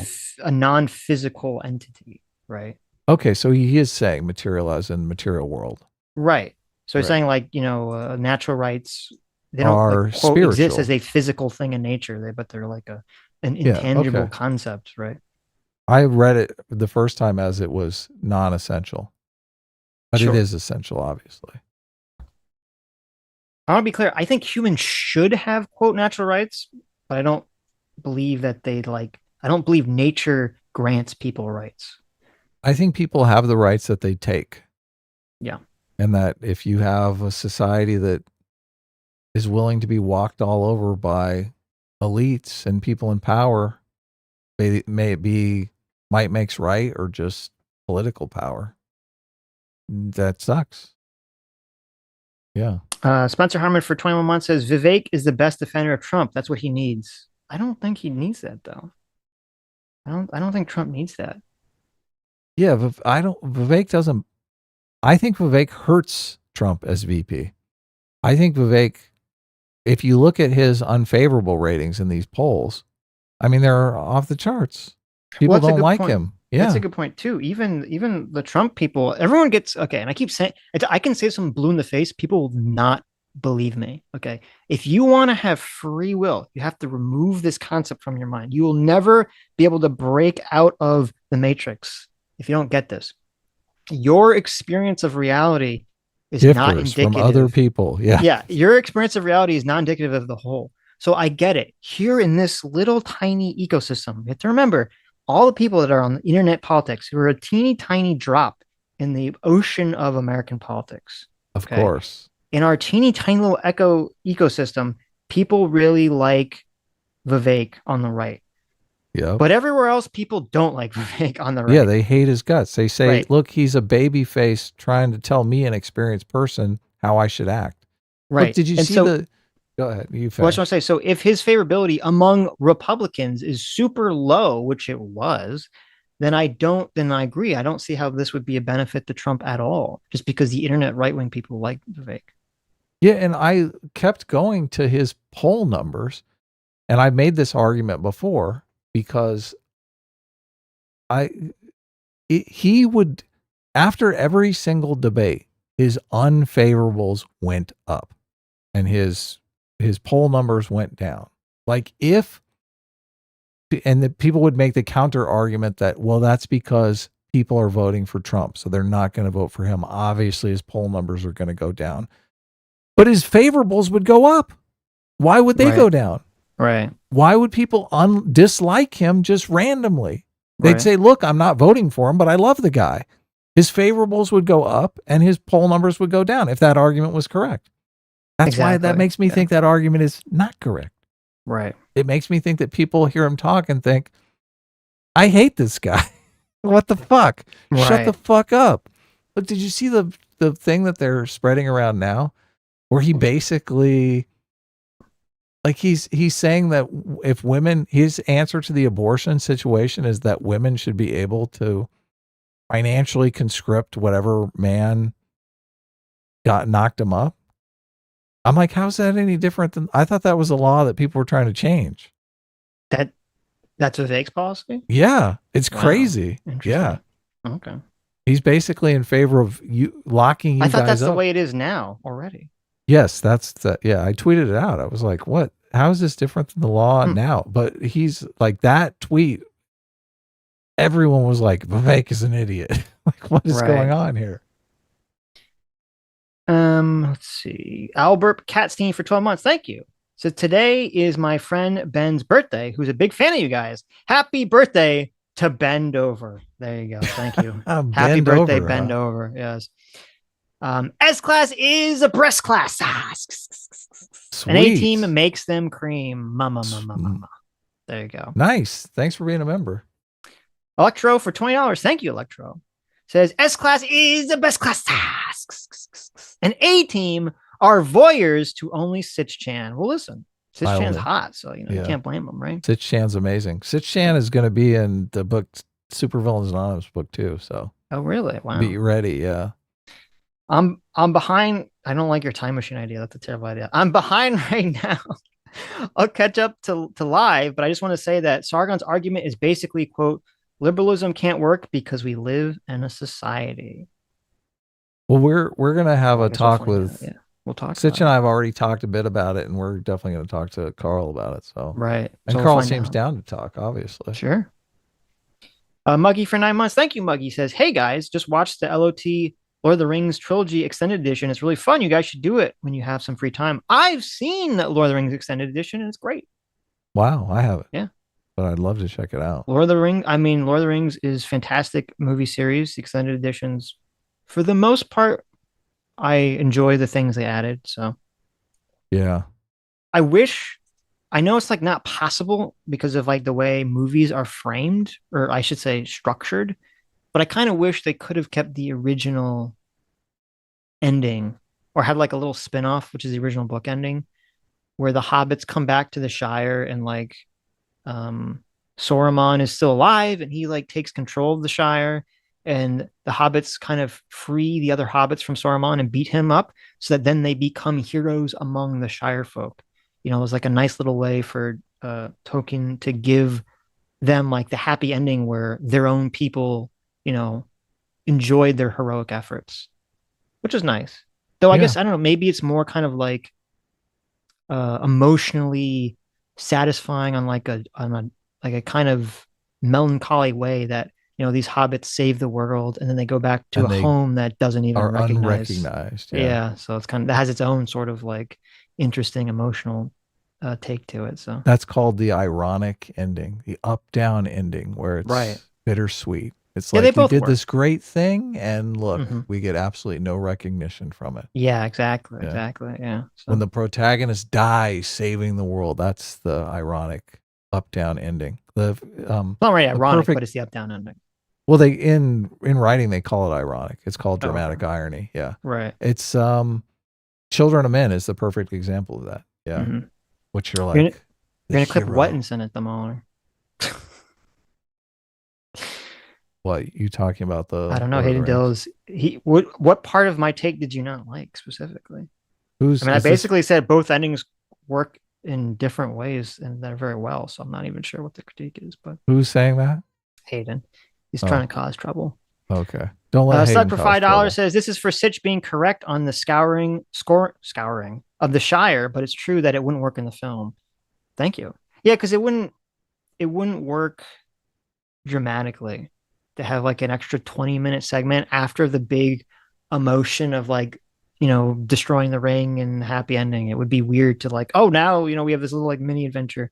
I It hate just doesn't that really shit. work that way. So In movies, when it's over, it's like the big reveal happens, and you're like, oh, look, it's so satisfying. And then 20 minutes later, you're looking at your watch, like, what the fuck is this movie still going for? yeah, well, and people were already complaining about that because if you remember when Return of the King came out, it had like the 3 or 4 endings. Oh yeah, I do remember that. Yeah, Right. So like holy cow, why are so many endings in this? yeah. So I don't know. On one hand, it would have been nice to have like a little like 20-minute special feature of like this alternate ending. But I think the movie, the way it actually ended in theaters makes more sense. So When I'm writing a movie, I want them walking out the theater with that super high feeling when they get the reveal of the movie. So, there's the least amount of time between them leaving the theater and writing their review.